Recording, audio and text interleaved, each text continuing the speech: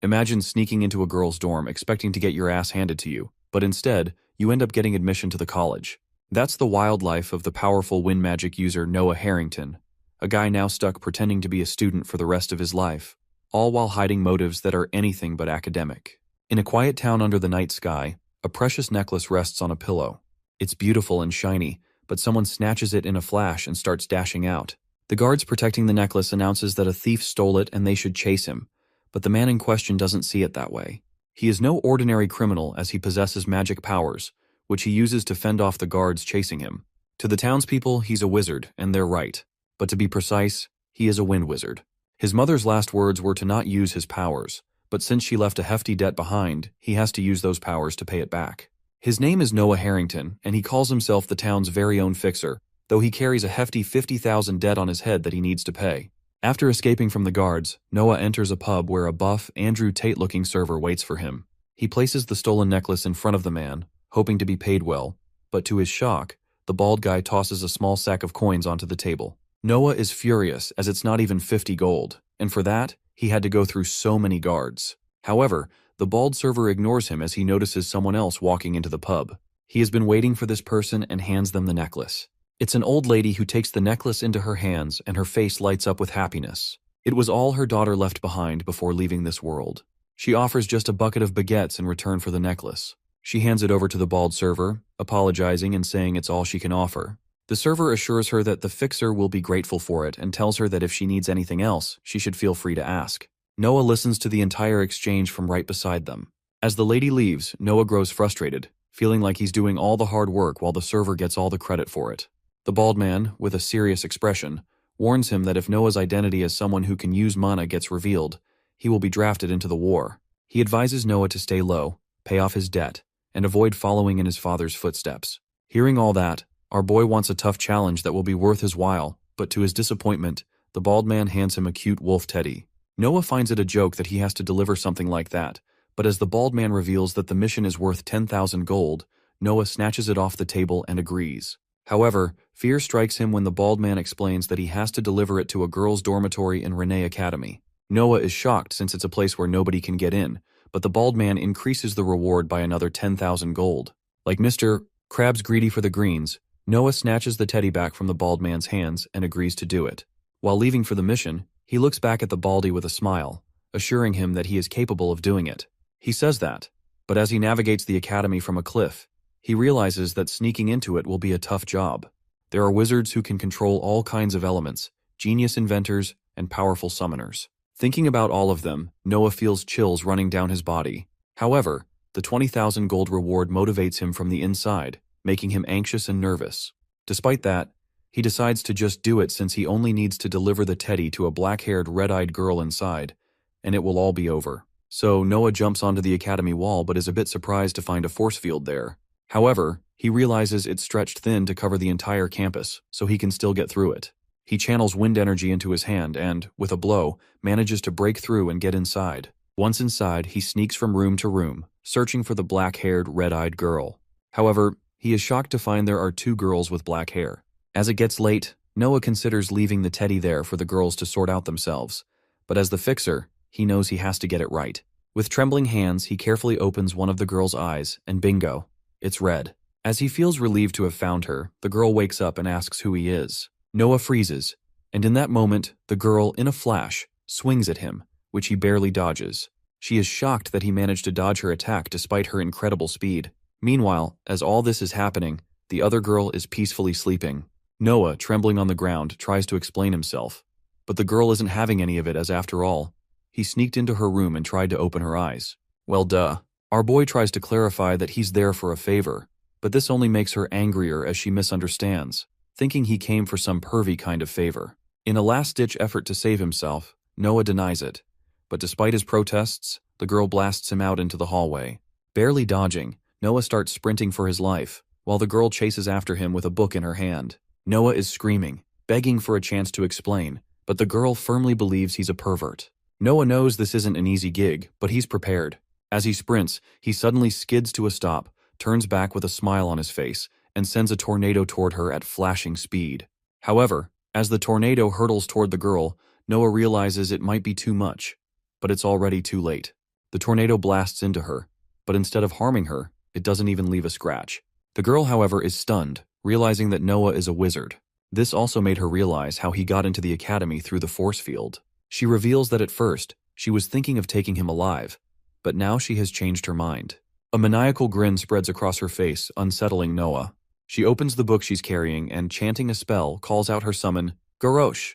Noah is shocked by what he sees in front of him, as it is a monstrous wolf-like creature ready to tear him apart. It's then that Noah realizes the girl is actually a summoner. The beast wolf growls ferociously, ready to strike, as the girl introduces herself as Ilwaz. Noah isn't impressed by the timing of her introduction. However, stepping forward, she claims she's introducing herself so he knows who is responsible for taking his life. With a maniacal grin on her face, she tells Noah that he will die that night. Now Noah's nearly wetting his pants. As he processes the situation, the mighty beast lunges at him with its jaws wide open, while Noah remains frozen in fear. He's terrified, thinking he's facing a summoner worth 10,000 gold. But just as he's caught in this thought, the beast swings its claws at him. Noah manages to dodge by dashing to the side. Even though he narrowly escapes, the claws slash his shoulder. Immediately, Illo follows up with a fiery spell. Noah barely manages to dodge it, sending him tumbling face first to the ground. Both Illo and the beast are shocked by his quick reflexes, while Noah can't help but feel a rush of relief that he's still alive. As he's processing everything, another attack misses. Noah starts running, with both the beast and Illo hot on his heels. He runs through the entire academy, then blasts through a window, launching himself into the air with Illo still chasing him, refusing to let him escape that easily. As they're soaring through the sky, Noah spots another force field and leaps into the building protected by it. He's momentarily showered with shards of glass, but is more surprised that a student could be this crazy. As he catches his breath in the library building, an elf notices him. The elf is shocked that he's breached the force field and demands to know who Noah is. Panicking, Noah apologizes for breaking the window, but the elf, with a serious expression, says he doesn't care about that. He just wants to know who Noah is. Frozen in fear, Noah can't respond, so the elf disables the force field at the main door, allowing Illo to rush in. As she enters, the elf asks her about the situation, to which Illo reveals that Noah is a pervert who snuck into her room. However, Noah screams, arguing that she's lying. The elf, growing tired of Noah, uses his powerful magic to slam him down to the ground, pinning him there. Our boy trembles, unable to move, feeling the heavy force of the magic pressing down on him. Illo, calling the elf headmaster, assures him that she'll take care of Noah. However, the headmaster reveals that as a student, she can't administer punishment. Illo tries to argue, but the headmaster fixes her with a ferocious gaze and orders her to return to her room. Despite wanting to say more, Illo reluctantly agrees and leaves. Once she's gone, the headmaster begins interrogating Noah, starting by asking who he is since he doesn't look like one of his students. Noah lies, claiming he's lost, but the headmaster knows that the place he's in isn't one you wander into by mistake. The headmaster grows increasingly suspicious of Noah as he rambles on about not being a threat and a pervert. The headmaster then asks about his background, but Noah ignores him, casually whistling. The Grandmaster, picking up the teapot, reveals that he doesn't care where Noah comes from or who he is. He's trespassed on the academy grounds, which is a felony. The headmaster explains that it's his duty to investigate crimes, but he also has a responsibility to seek out talent. The fact that Noah was able to breach the force field impresses him, so the headmaster gives him two choices: join the academy or live the rest of his life as a low-life criminal. Noah falls silent, despair settling in as he processes the situation. He then asks, confirming if that's truly what the headmaster wants. Noah then starts arguing with the headmaster, pointing out how suspicious it is that he sent his students away, and suddenly starts interrogating an intruder like this. He knows that his enrollment might just be an excuse to make him do something for the headmaster. Noah also reveals that he's quite famous outside the walls. To prove it, he uses his wind magic to shatter the glass windows of the library. Laughing, Noah reveals that if word gets out about him breaking into the academy, he'll only get more famous. The headmaster, realizing Noah is more clever than he thought, asks what he wants. Noah calmly replies that the headmaster will have to pay up and make an official request for his enrollment, including tuition and any other exclusive costs. According to Noah, it could cost the headmaster a lot, so he asks what the headmaster intends to do about it. Hearing this, the headmaster looks at Noah with suspicious eyes. Illo returns to her room, muttering to herself about almost catching the pervert. She didn't expect him to end up in the headmaster's office. Frustrated, she slams the door shut, startling her roommate. She can hardly believe that a pervert managed to break into the headmaster's office, especially with all the security measures in place. He's clearly talented, but she can't help feeling it's wasted on such a lowly pursuit. Still fuming, she walks over to her bed. She is furious that he disrupted her sleep, and what makes it worse is that tomorrow is the midterm where she needs to be at her best. Now, the pervert has ruined that too. She pauses, pulling up her blanket, only to be surprised when she finds her toy, the one she left at home, on her bed. Confused, she stares at it, wondering what it's doing there. Meanwhile, inside the academy, a classroom buzzes with students gossiping among themselves. But when Illo enters, all eyes turn to him. As soon as Illo enters the classroom, the whispers begin. Some students mutter about her arrival, calling her a snob and referring to her as the future lord of the disloyal Sigrand. Illo doesn't seem bothered since she's used to the comments by now. She knows they call her a snob because they're jealous. She enrolled at the top of her class and has always been a consistent valedictorian. Another source of their jealousy is her family, the disloyal house of Sigrand. One student speaks loudly behind her back, claiming he heard that the Sigurs were the only family to oppose the king. According to him, they're always acting high and mighty. Illo hears every word clearly, thinking to herself that if they can't even confront her directly, then they have no right to call her a coward. But then, something explodes under her table, transforming her hands into snakes. The students burst into laughter as it's just a prank by one of her classmates. Illo remains calm, unfazed. She's the outcast of the class, the center of attention for all the wrong reasons. Suddenly, an announcement rings out, instructing all the students in the lecture hall to report to the arena. No one knows exactly what's going on, and some students begin to speculate that the class has been moved. Illo was the first to leave the hall. As she made her way out, she cast a spell and placed it on the wall. The spell was immediately triggered as the other students began to exit the room. The result was a transformation of their eyes into that of a cyclops, sparking an angry outburst from one of the students, who lashed out, calling Illo a bastard. It was clear to everyone that she was behind the prank. Meanwhile, Illo arrives at the arena. The supervisor asks where the others are, but Illo doesn't respond. After a few minutes of waiting, the students rush in, visibly angry. The supervisor is left speechless at the sight of them. Illo hands over the gun to her, which she uses to cancel the snake transformation.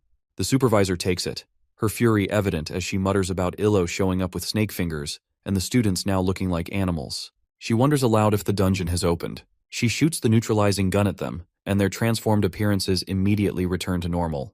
She warns them sternly, telling them that if they ever fool around with magic again, there will be penalties. With that, the exam begins. Inside the academy, Noah walks down the hall in a pretty happy mood. He has been accepted into the academy and received a scholarship, which fills him with excitement. Soon, people will know that he is a fixer, and his services will be in high demand. He's thrilled at the prospect of paying off his debts once he graduates and becoming a free man. Suddenly, Noah bumps into someone. It turns out to be a small, cute creature, resembling the supervisor he saw earlier. The creature quickly asks if he's okay, but before he can respond, it grabs his hand and begins dragging him away. The creature explains that there's no time for pleasantries, as they are running late. But Noah is completely unaware of what is happening.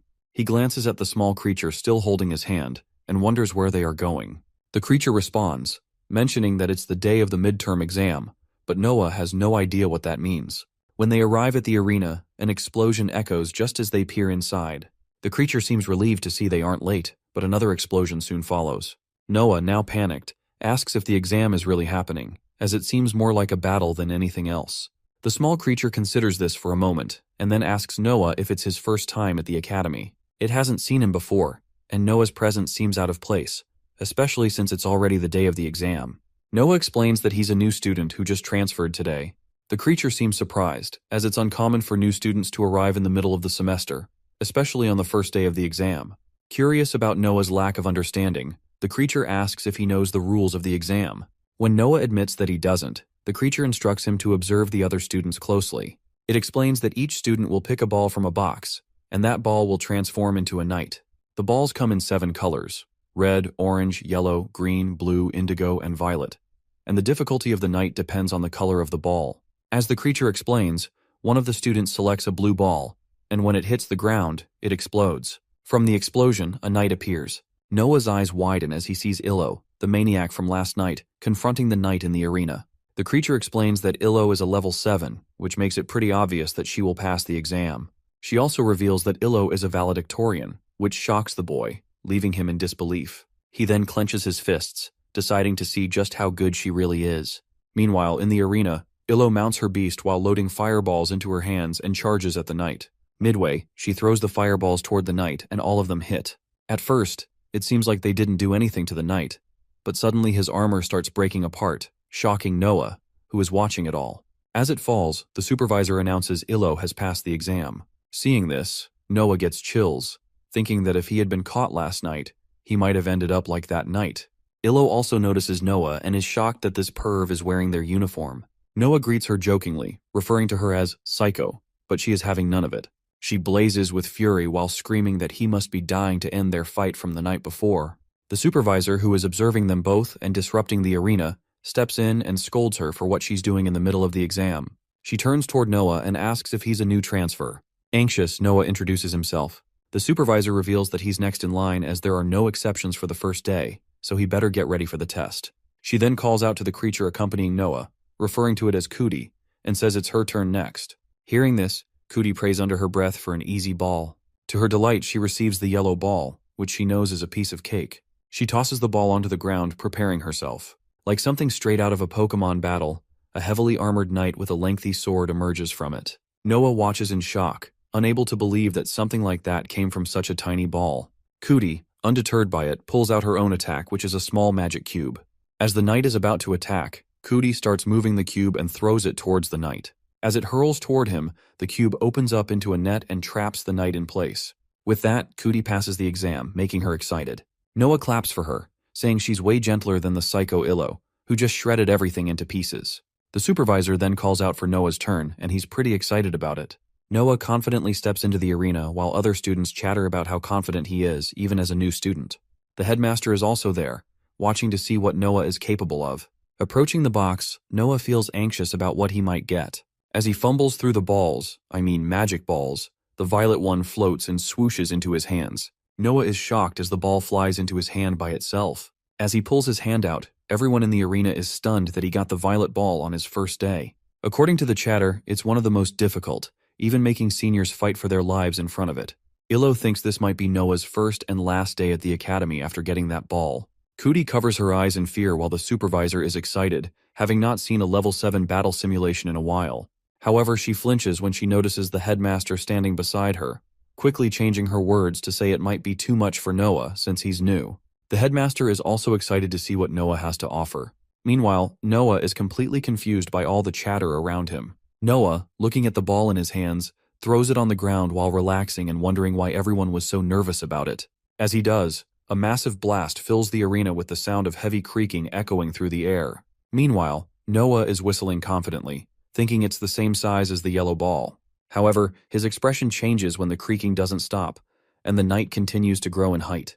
Before long, a towering knight stands in front of him. Noah is in disbelief that he has to face this massive tank of a knight. As this happens, other students start to worry about Noah facing a level 7 knight, fearing it might just wreck him. Noah feels a chill run down his spine. But as he glances at the other students, he realizes there are a lot of eyes on him today. He knows he has to do something. As he's thinking about it, the mighty fist of the Violet Knight swings toward Noah, who dodges it by inches. The knight follows up with another attack, and Noah tries to evade it by sprinting. Despite its power, the Violet Knight doesn't seem to catch Noah, who is pretty fast. However, Noah is shivering intensely, thinking that if the attack had hit, he would have been dead. The crowd, watching the dodging, starts chattering about how fast he is, while Illo is also confused about what's happening with Noah. As they chatter, the Violet Knight swings its massive arm at Noah. He waits for a moment and then leaps into the air to dodge it. The other students are surprised by his long jump. The Violet Knight isn't done yet. It swings its weapon toward Noah, but this time he doesn't manage to dash or dodge, leaving him stuck in its path. Noah, wondering what he's supposed to do in this situation, remembers the moment when his mom punished him for using magic in front of people. Noah, holding a chair above his head, argued with his mom, who worked as a cleaner at a pub. She reminded him that his father had been drafted because he could use magic, so he needed to be careful. Despite her warnings, Noah used his spell on the table, making it levitate. His mother noticed and scolded him for it. She then approached Noah and, to his shock, hugged him tightly, pleading with him not to use magic, at least not in front of others. Coming back to the present and remembering his mom's words, Noah uses his hands to channel a wind portal in front of him, shooting it toward the incoming weapon of the Violet Knight. The force is so strong that the weapon is deflected and strikes the protective force field surrounding the arena, shattering it. The supervisor, seeing this, is shocked that the weapon just broke through the force field. The students standing below the incoming shards of the force field freeze in shock as the sharp pieces hurl toward them. But to everyone's surprise, the shards don't drop. Instead, they start floating in the air. The students are confused, thinking it's a defense mechanism, but one of them is stunned when they realize it's the new transfer student controlling the shards. Noah is using his magic to gather the shards in the air, forming them into a large ball. As he does, he realizes he's used this spell before, but doing it in front of everyone makes him feel like he's betrayed his mother. With that thought, he throws the shards at the knight with all his might, and they pierce straight through it. Landing back on his feet, Noah knows it is pretty late to follow his mom's orders, so he loads up his wind power in his hands, empowering himself. He's surrounded by a glowing aura of wind as the mighty knight stands before him. Seeing it up close, Noah realizes it isn't enough. Meanwhile, the knight's eye flashes as it locks onto Noah, preparing for a powerful attack. Its target system also detects other students, locking them as targets for the attack, and it loads up a harpoon in its forearms. Noah is terrified seeing the massive harpoon. Students also notice the knight aiming at them, wondering if it malfunctioned. As they process this, the knight suddenly fires a barrage of harpoons toward them. They barely manage to get out of the way in time. Noah is shocked and confused, questioning what the knight is doing. Illo and Cootie, equally worried, scream at the supervisor to stop it before they all get killed. Noah, looking at the supervisor, yells that something seems seriously wrong and suggests shutting the knight down. The supervisor, frantically scanning the blueprint, is confused as well, reasoning that the knight's armor should be too thick to be pierced like that. Meanwhile, Noah pulls his hair in shock, struggling to make sense of what's happening at the academy. Suddenly, another harpoon hurtles toward him, forcing him to leap to the side just in time. Seeing Noah struggling in front of the knight, the headmaster wonders if he has overestimated him. Noah stands in the arena, sweating, realizing his only option now is to take the knight down. However, he has no idea how to do it until a thought strikes him. He calls out to the psycho girl and asks her to lend him some of her powerful fire. Illo, full of ego, yells back that it's his exam and he shouldn't be ordering her around. Noah, pointing at the knight wreaking havoc across the arena, shouts that it will take them all down if they don't act quickly. Hearing this, Illo becomes worried and reluctantly agrees to help. She summons a massive fireball in her hands and hurls it toward Noah, while he prepares his own spell. Using his wind magic, Noah creates a whirlwind above him and combines it with Illo's fire blast, amplifying its size before sending it toward the knight. As it strikes, the knight begins to burn from the inside out. Noah clenches his fist, channeling more wind power into the attack. When the flames finally subside, everyone is shocked to see the knight melting and barely holding itself together. It's the new student's accomplishment, and even Noah himself is stunned by what he's done. Realizing the reality of his victory, he cheers for himself in joy. Meanwhile, Supervisor screams in disbelief at the destruction of her prized golem. Noah turns to Illo, giving her a thumbs up and calling it a great team effort. Illo, acting nonchalant, dismisses him as childish, while Supervisor trembles with regret in the background. Furious, she screams for both Noah and Illo to come to her office. As they walk toward her office, the entire hallway erupts in cheers for Noah's victory over the violent knight. Illo, still jealous, scoffs, calling the celebration pathetic. Noah mocks her, asking if he's so pathetic. Why hadn't she knocked the knight out on her own? This remark infuriates Illo even more, as she helped him, and all he has to say is that.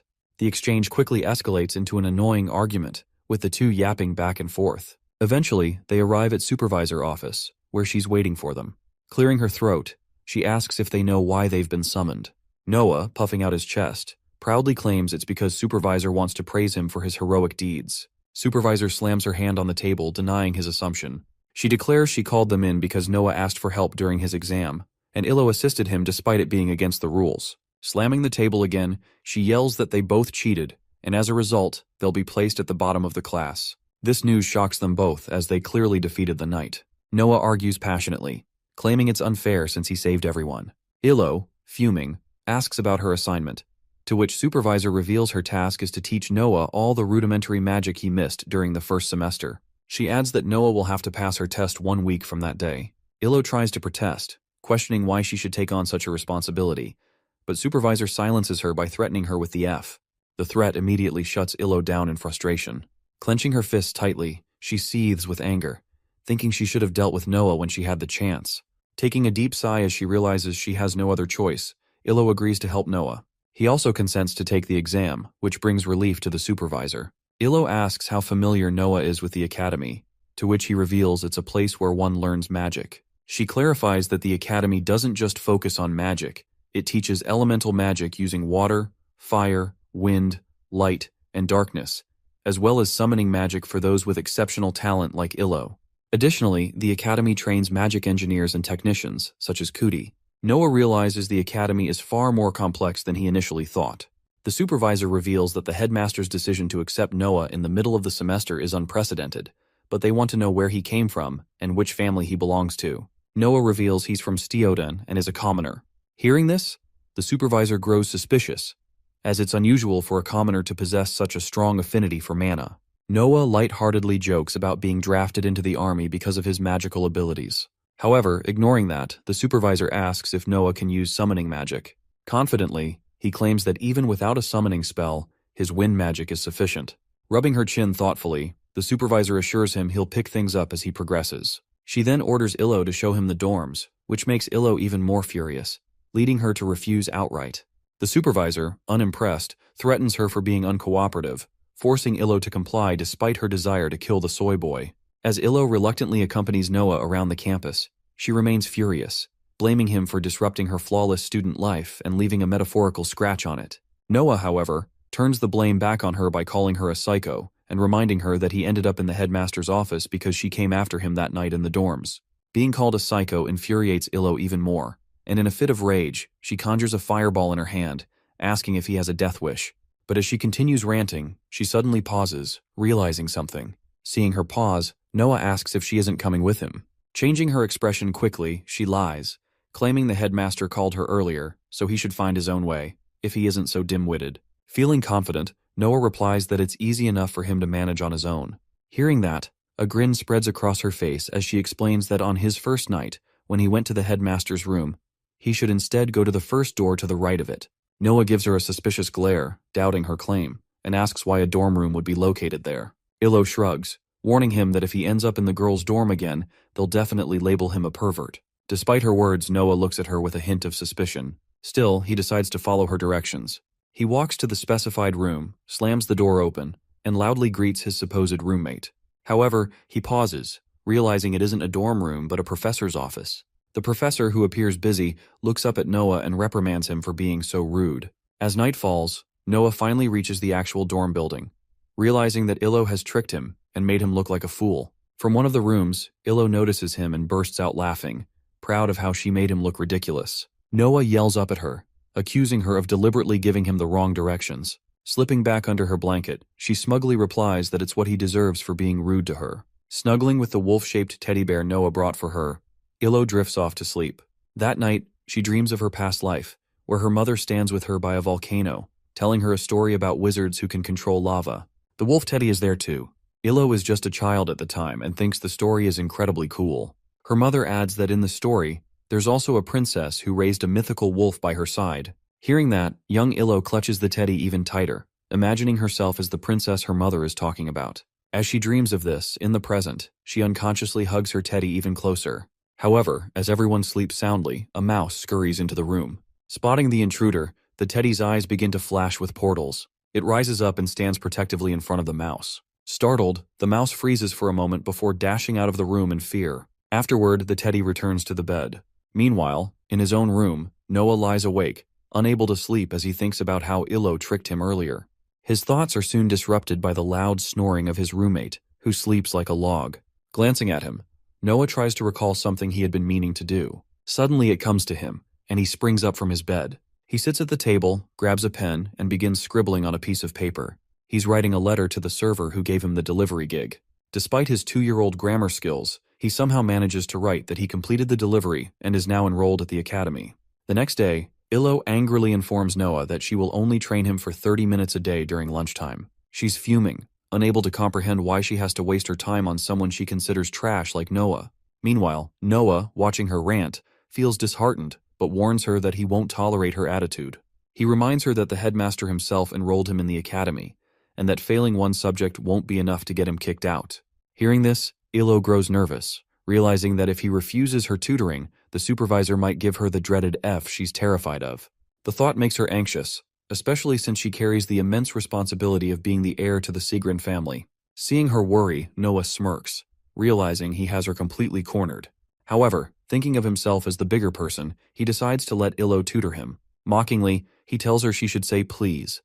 Illo agrees, barely managing to control her rage, and reluctantly pleads with Noah to let her tutor him. Noah calms her down and asks when the lessons will begin, to which Illo curtly warns him not to talk to her unless they're in a lesson. Saying that, she turns and leaves, leaving Noah to sense her edginess. In the classroom, other students gather around Noah, praising him for his impressive wind spells. Feeling proud, Noah boasts that he doesn't want to reveal his secrets, but could teach them, for a price. The room suddenly falls silent as Illo enters. Everyone's attention shifts to her, making Noah confused about the sudden change in atmosphere. It's then that he notices a mischievous student discreetly preparing a bubble spell in his hand. Observing this, Noah realizes that Illo is an outcast whom the students love to bully. He could have turned a blind eye, but something inside him won't let him ignore it. Soon, the student shoots the bubble spell toward the unaware Illo. However, just as it's about to hit her, it stops midair, blocked by a powerful wind spell. The mischievous student is shocked and confused, but quickly turns furious upon realizing it was Noah who intervened. Meanwhile, Noah, with his classic nonchalant whistling, ignores the angry student entirely. Illo, still unaware of what's happened behind her, glances back briefly before returning her focus. Moments later, the supervisor enters the room carrying multiple bomb balls. She announces to the class that it's Magic Engineering Day and asks if anyone wants to work with the explosive devices. She pauses, scanning the room. The class remains silent, but Noah, itching to pull a reverse prank on the mischievous student, decides to act. Using his wind magic, he subtly forces the student to stand up from his seat. The student, shocked and confused, finds himself standing against his will, which is enough for the supervisor to choose him as the volunteer. Rubbing the back of his head nervously, the mischievous student hesitates and stammers, claiming he's a summoner and that engineering should be left to the Banians. The supervisor doesn't like his response and shoots him an angry glare, saying that if he has an issue, he should protest to his father, who, shockingly, is the headmaster. Hearing this revelation, the headmaster's son, Aaron, reluctantly steps forward. Meanwhile, Noah, upon learning Aaron's identity, gets greedy, thinking that as the headmaster's son, Aaron must be wealthy, and he should try to befriend him. As Aaron grips the bomb ball, it begins vibrating in his hands, making him even more nervous. Noticing his discomfort, Cootie hesitantly raises her hand and volunteers to assist, eager to try her hand at it. The supervisor approves and allows her to proceed. Cootie approaches the device and quickly dismantles it with precision.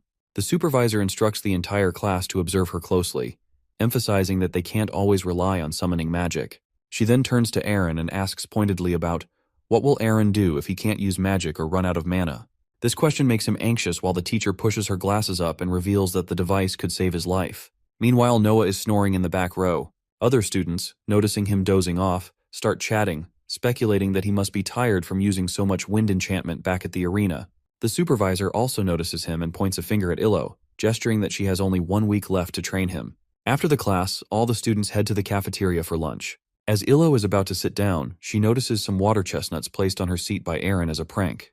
Glancing at Aaron, she's about to react when Noah swoops in and sits in her seat instead. Noah quickly feels something under his bum and casually removes it, saying someone must have left it there. As he throws the chestnut, it lands directly on Aaron's plate, making him tremble in anger. Aaron struggles to control his rage, but it's enough so he confronts Noah, loudly asking what family Noah belongs to. Biting into his baguette, Noah replies that he doesn't have a family, which makes Aaron realize he's a commoner. Other students in the cafeteria overhear Aaron's words and are shocked. Everyone begins murmuring in surprise, stunned that a commoner like Noah is studying at the academy. Aaron, sensing an opportunity to attack, asks how a commoner like Noah managed to enroll in the academy, implying there's no way he could afford the tuition fees. He jokes that everyone should keep an eye on their wallets because Noah might need some help paying for his fees. Hearing this, Noah smirks and starts bragging to Aaron, claiming that his skills and talent far outweighed others' family connections and wealth. Illo, who is also listening, flinches as Aaron is wasting the entire lunch break, which she had planned to use for teaching Noah. Realizing this, she yells at Aaron to back off, surprising Noah. She warns Aaron to stop, threatening to report him to the headmaster for bullying a transfer student. Aaron, hearing this, shifts his focus to Illo, mocking her for helping a commoner. He sneers, suggesting she's doing it so that if she's stripped of her title, she'll at least have someone by her side. He derides both of them, calling them a useless duo of a commoner and a fallen noble. After lunch, Illo takes Noah to an empty classroom. Noah, referring to Illo as his teacher, starts insisting they jump straight into practical lessons instead of focusing on theory. Annoyed, Illo firmly reminds him that she isn't his teacher, to which he casually shrugs, pointing out her attitude. This is almost too much for Illo to handle, but she manages to keep her composure, reminding herself it's just 1 week. She then places a book in front of Noah and asks him what he knows about mana. Hearing this, Noah channels wind energy into his hand and asks what Illo is talking about. Illo looks at him, confused, as he was clearly using mana yet didn't even realize it. This idiot thought his magic and mana were two completely different things. Frustrated, Illo decides to teach him through an example. She grabs a piece of chalk and draws elements on the board, explaining that their world is composed of multiple elements. She adds that Noah uses wind magic because of the mana present in his body. However, as she continues her explanation, she notices Noah dozing off. This annoys Illo, so she conjures a small fireball and smacks him awake with it. As Noah jolts upright, she yells at him, explaining that mana is like an energy source that allows the body to use magic. Illo asks Noah what he does when he runs out of mana, to which he casually replies that he just runs away. Hearing this, Illo is deeply disappointed. She points out that he's been relying solely on the mana within his body, and in her opinion, that's the reason he's been damaging himself. Returning to the topic of mana, she explains that there are two types of energy, one that a person is born with and another that exists around them, like the air. Raising a finger, she elaborates that if someone only uses the mana within their body, they will eventually deplete it. To demonstrate, she casts a spell that disrupts the air around her. Watching this, Noah remarks that it looks like magic, but Illo angrily corrects him, saying it's mana. Then, conjuring a small fireball on her finger, she explains to him how to draw mana from the world around him, rather than depleting the energy within his body. She urges him to gather the mana onto his finger, just as she did. Our idiot boy still doesn't understand, which only makes Illo angrier, thinking he wasn't paying attention to her. Eventually, Noah agrees and tries using his finger, but is shocked to see something forming on it.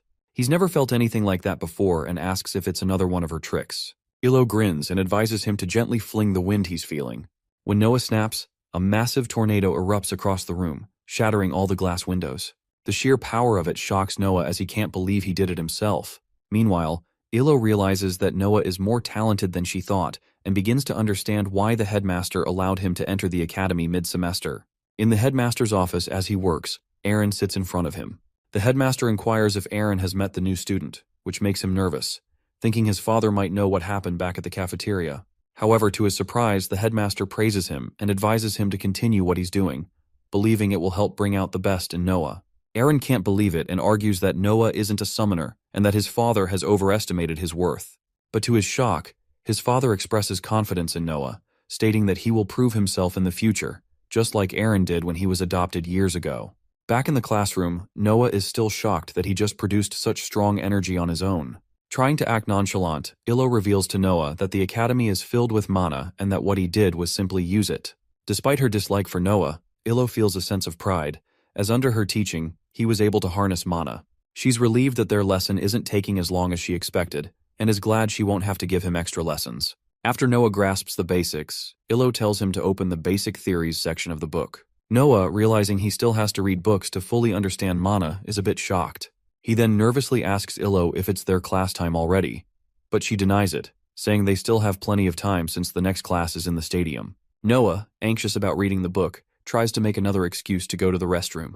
However, Illo sees right through him and threatens him to open the book. Feeling the pressure, Noah reluctantly picks up the book, but to Illo's shock, he opens it upside down. She's stunned as he doesn't even know how to open a book properly. Trying to defend himself, Noah lies, claiming he was just confused, which is why he opened it that way. Illo, now feeling a mix of fury and disbelief, asks him to turn to page 121 and read it. As the book opens in front of him, Noah struggles to even read a single word, causing Illo to tremble with frustration.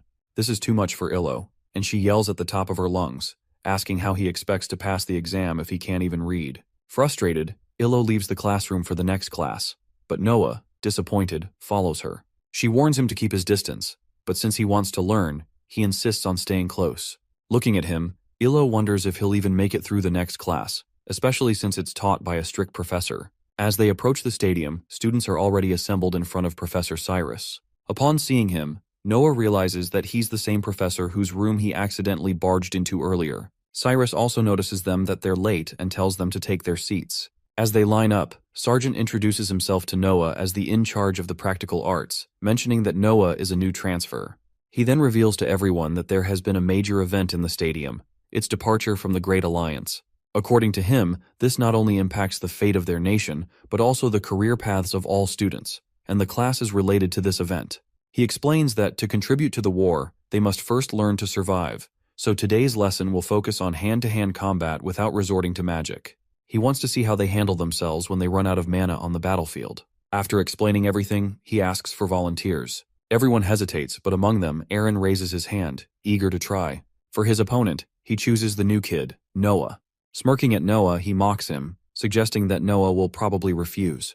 Aaron knew Noah's only talent was wind enhancement, so hand-to-hand combat without magic would heavily favor him. Aaron walked toward the ground, recalling his father's words comparing Noah to him. Meanwhile, Noah stood there yawning, which only made Aaron more furious. In his rage, Aaron warned Noah that he wouldn't leave unscathed, but Noah seemed tired and low on energy. After too much talking, Cyrus stopped them and announced the start of the fight. As Aaron and Noah faced each other, Aaron quickly clenched his fists and, while yelling, leaped at Noah with full force.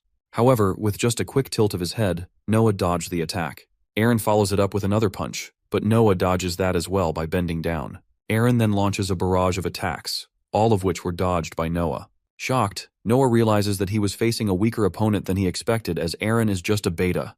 Observing the fight, Kuti begins to explain what it means to be a Banyan in the kingdom. She reveals that she is a Banyan, which signifies someone with weak magical power, but a specialization in magic engineering. Most elves like the headmaster are born with magical talent, but their population is small compared to others. Among humans, there is only a 20% chance of being born with magical powers, and even fewer can wield notable magic like Noah, Illo, and a handful of other students. As for those who can't use magic, Kuti confidently believes she could easily overpower them with her large robot, Rukumatan. While murmuring these thoughts to herself, a nearby student overhears Kuti and looks visibly uncomfortable. Realizing this, Kuti quickly tries to clarify, insisting she didn't mean any harm. According to Kuti, most wizards in the kingdom are weaklings, for example, Aaron. They assume they're chads, simply because they can use magic. Returning to the fight, Aaron is furious at missing all his hits. In frustration, he yells, announcing his final blow. However, as he swings, Noah easily dodges by jumping, causing Aaron to crash face first onto the ground. Kuti observes Aaron and finds him pathetic. She notes that as a wizard, one can only acquire a limited number of skills during their time at the academy, and if too much focus is placed on magic, they can't develop physical strength. Aaron struggles to his feet, gasping for air and clearly frustrated. Meanwhile, Noah mocks him, asking if that's all he's got before casually revealing that he hasn't even started yet. Aaron, trembling with rage, clenches his fists and curses under his breath in frustration. Noah notices Aaron's persistence, but knows he should finish the fight quickly, as it's starting to drag on. He dashes toward Aaron with impressive speed, leaving Aaron shocked by how fast he is. As Noah reaches him, he swiftly moves behind him, leaving him utterly confused about where Noah went. Meanwhile, Noah lightly taps Aaron's knees, causing him to wobble and collapse to the ground.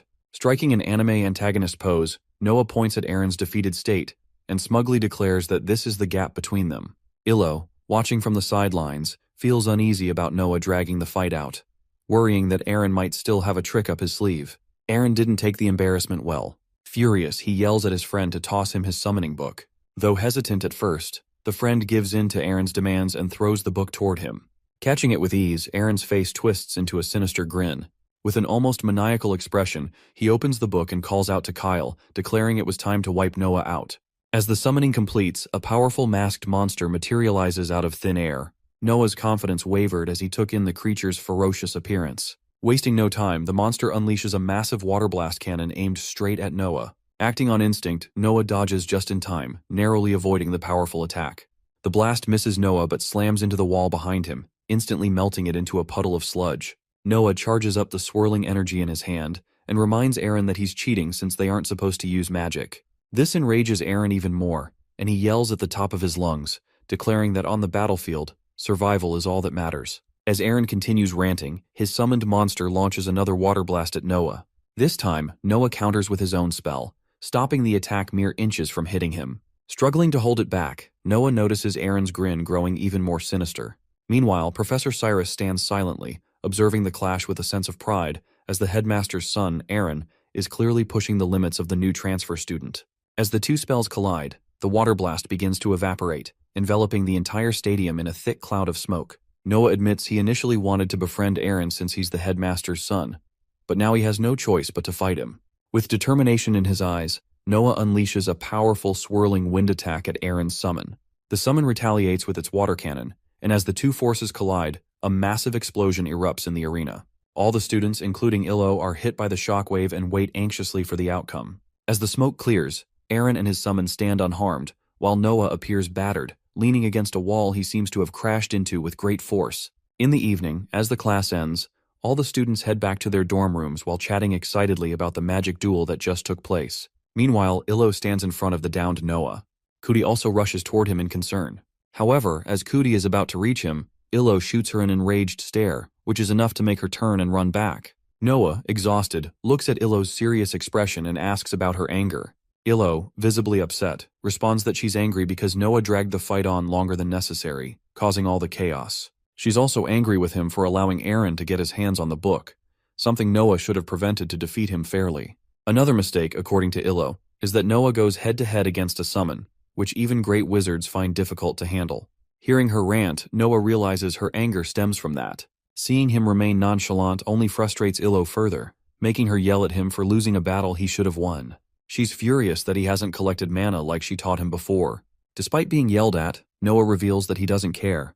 According to him, it isn't like he's being paid to win or anything there. Enraged, Illo asks if he has no pride since money isn't everything. However, in Noah's eyes, if he holds on to pride, he wouldn't have survived this long. Hearing his response, Illo shouts even louder, exclaiming that if he only cares about money, he should become a merchant or something like that. Saying that, Illo storms off, revealing that she won't be taking any more classes with Noah, as it's just a waste of time. Noah, acting indifferent, knows that the students there don't understand what's really going on. As night falls, Illo arrives in her dorm room, still angry about what happened in the stadium. She's furious with herself for expecting anything from Noah.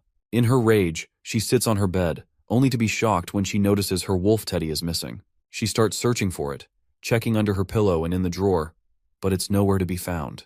Confused, she wonders where it went, but then suddenly realizes Noah must have taken it. She suspects him, thinking he had been in her room before, which made it easy for him to steal it. However, she's puzzled about his reasons for doing so. As she recalls her behavior with Noah in the past few days, she realizes he might have had a reason for taking the doll. Sitting back on her bed, she screams in worry on the inside about the missing wolf teddy. Meanwhile, Eren and his companions head toward their dorms, with his fellows praising him for his victory over Noah. However, despite the win, Eren doesn't seem particularly excited. He tells his companions to leave him, as he wants to go ahead alone. As he walks down the hallway, he feels pain in his arm from the fight with Noah, the impact still hurting.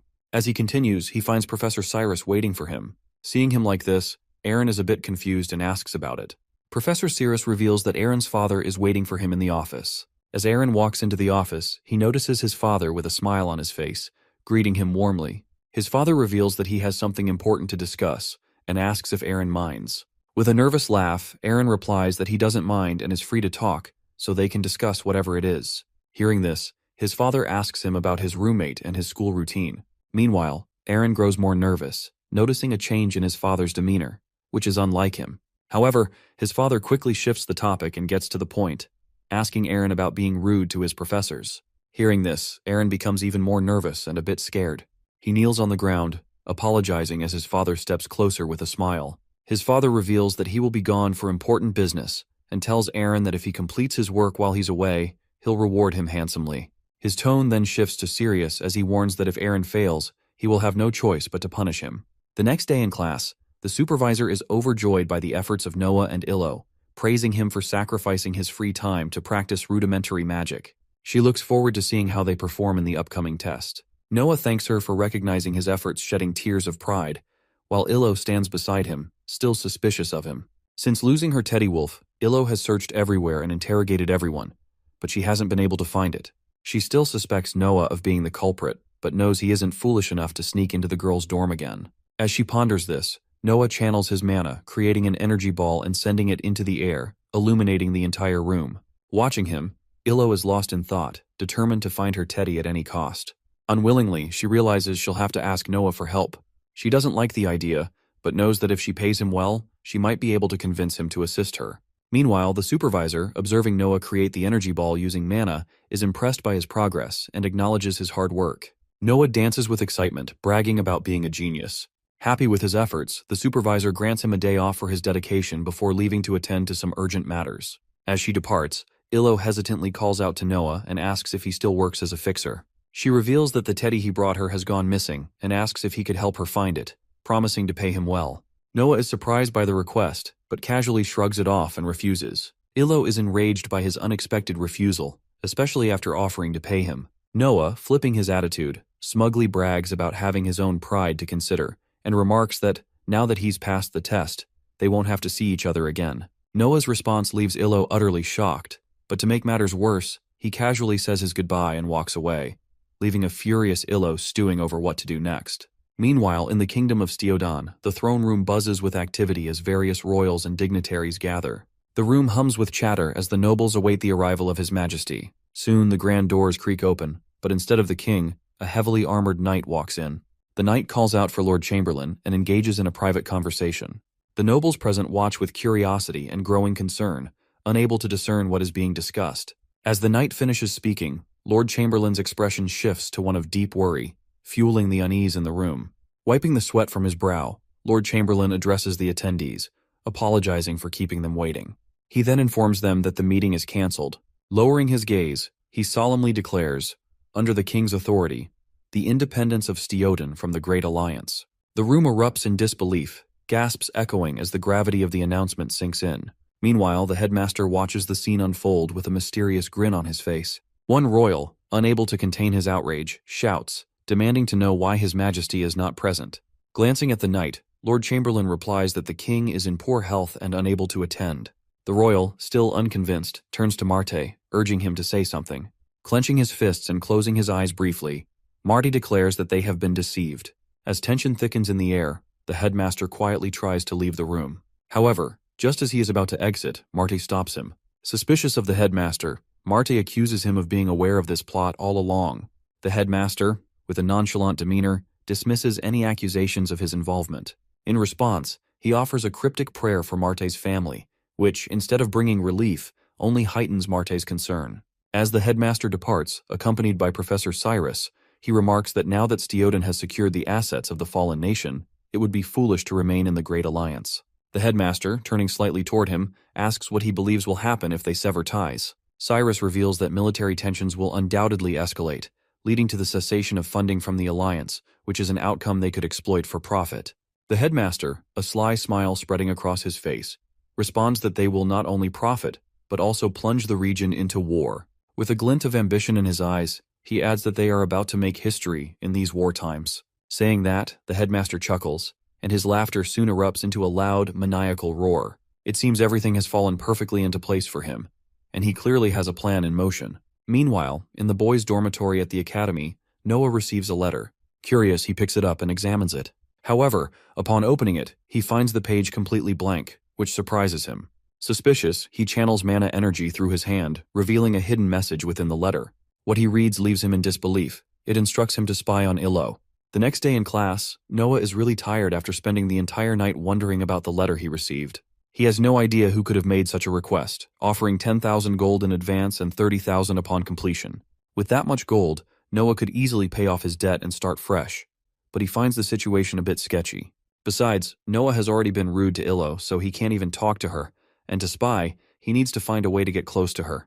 As he slumps on the table, lost in thought, Cootie notices him and is weirded out by his behavior. After completing the lecture, the supervisor informs all the students about an upcoming positions tournament, which requires a powerful team composition. She instructs everyone to hand in their applications by the end of the day, after forming teams. The whole class starts chattering, trying to find their teammates, while Cootie is excited to form a team with Noah. He agrees to team up with her, but then notices Illo, who is sitting alone with no one around her. He starts considering making her a teammate. Other students have also heard the news of the fall of the Seaground family and are gossiping about it, joking that she might have to quit school because of it. Noah, overhearing this, gets a bit worried for her, realizing she is suffering because of her noble background. The students keep poking fun at her, pointing out that she is pretending to ignore them even after hearing their mocking. However, Noah calls them out. He tells them that they are all friends and shouldn't bully or mock Illo like that. He, trying to scare them, tells them that if they keep doing that, they will get bad karma. Hearing all this, Illo gets up and steps out of the class while the students continue speculating and chattering behind her.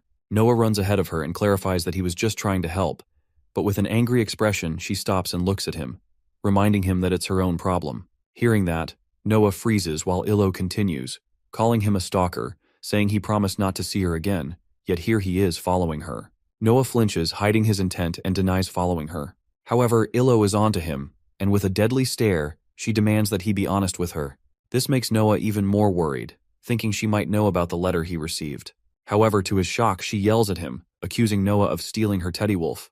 Taking a sigh of relief that she doesn't know about the letter, Noah denies taking her teddy.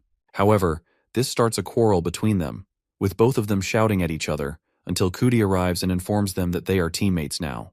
Both, sweating and gasping for air, are confused about what she's talking about, to which Cootie shows them the application form where her, Noah's, and Illo's names are written as one team. Cootie filled out the form herself, as Noah and Illo had no one else to team up with, and they could all work together.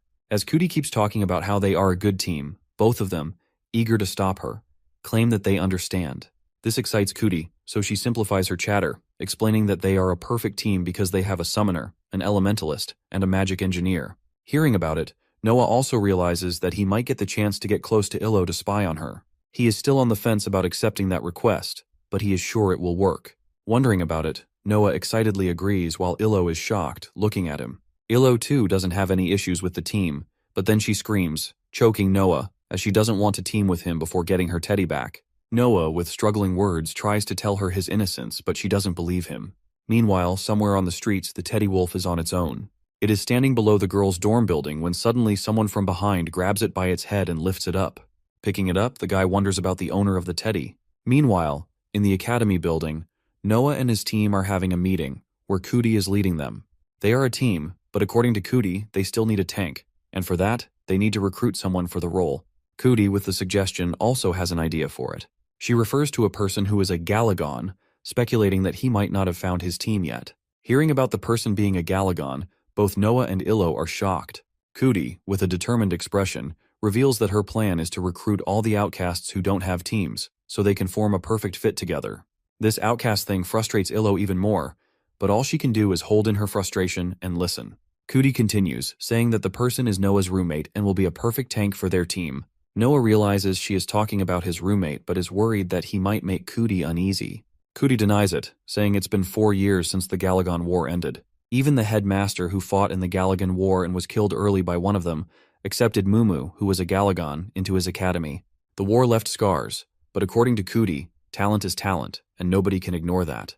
However, Noah is hesitant, as his dad also died fighting in that Galagon War. Cootie, trying to make him understand, tells him that the Galagons weren't to blame, as it was their king who started the war. Illo also is in favor of taking Mumu into their team, as it's just a group assignment. Despite both of them agreeing, Noah still feels a bit uncomfortable teaming up with a Galagon. Meanwhile, all of this is happening. Illo still hasn't gotten her teddy back. How did that happen? Well, as she was sleeping with it, the teddy suddenly awakens, noticing movements in the room.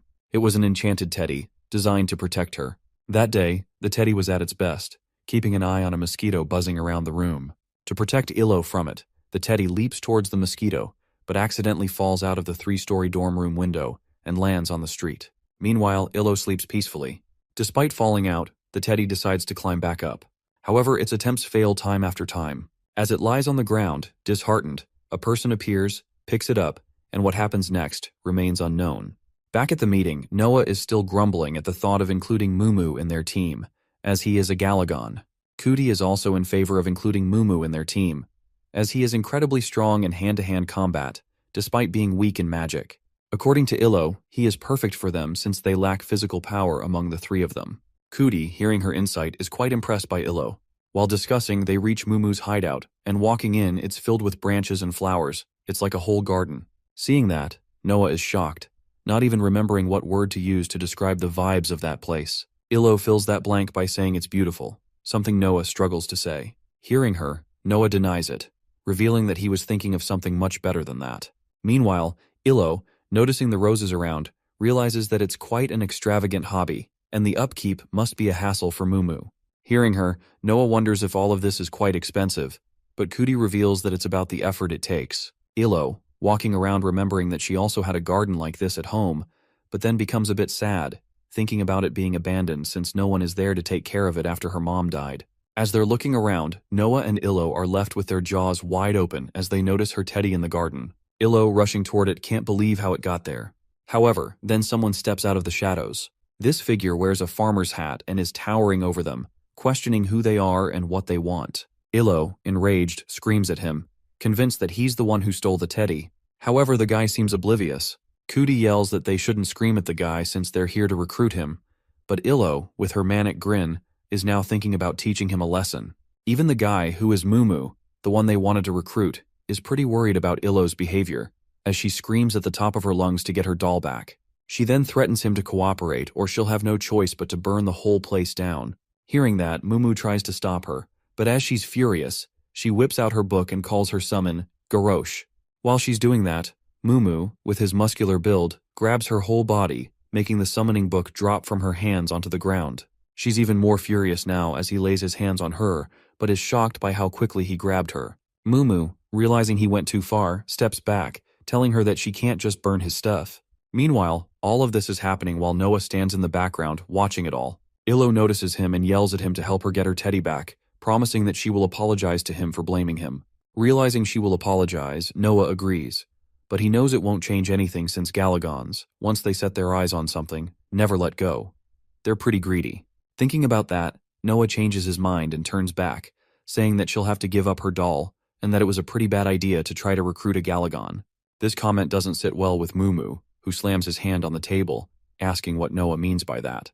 Noah feels a bit worried as Mumu asks him why they are treating him like that. This enrages Mumu even more, and he leaps toward Noah, throwing a heavy punch. However, Noah, with his classic sidestep, dodges it, revealing that Mumu is as terrifying as everyone says as he could kill someone with that punch. Mumu, trying to clear himself, reveals that he was just trying to make them leave, to which Noah reminds him about the Galagon War and their role in it, blaming him for starting the war. This freezes Mumu, while Illo, a bit confused, wonders why Noah brings up the war like that. Mumu, clenching his fists, argues with Noah to let it go, saying it was already 4 years ago. However, while the war may be over for Mumu, it is not over in Noah's mind. He never forgave Galagons. Saying that, Noah leaps toward Mumu with his loaded fist.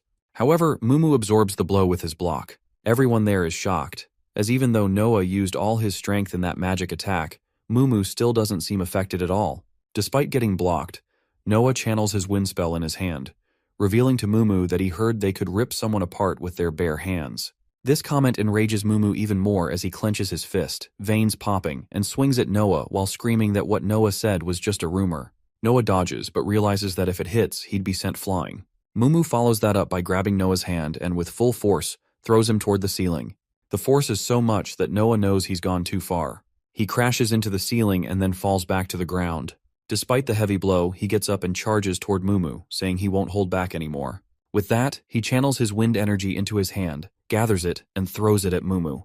The blast blinds Mumu, giving Noah the window to leap into the air and attack. Illo, watching Noah go all in, finds it pretty childish. However, she notices that the teddy is left on the bench, as Mumu is distracted fighting.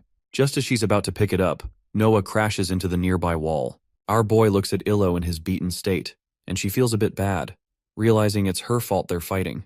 Noticing Mumu charging toward Noah, Illo realizes she should help him. Despite finding Noah annoying, she steps in, yelling at both of them to stop. She turns toward Noah and asks him why he's so aggressive toward Mumu. Cootie is also sobbing because they came there just to recruit. Hearing Cootie go on about recruiting Mumu for the tournament, Noah agrees to stop. Mumu also hears her talking about the tournament and asks about it.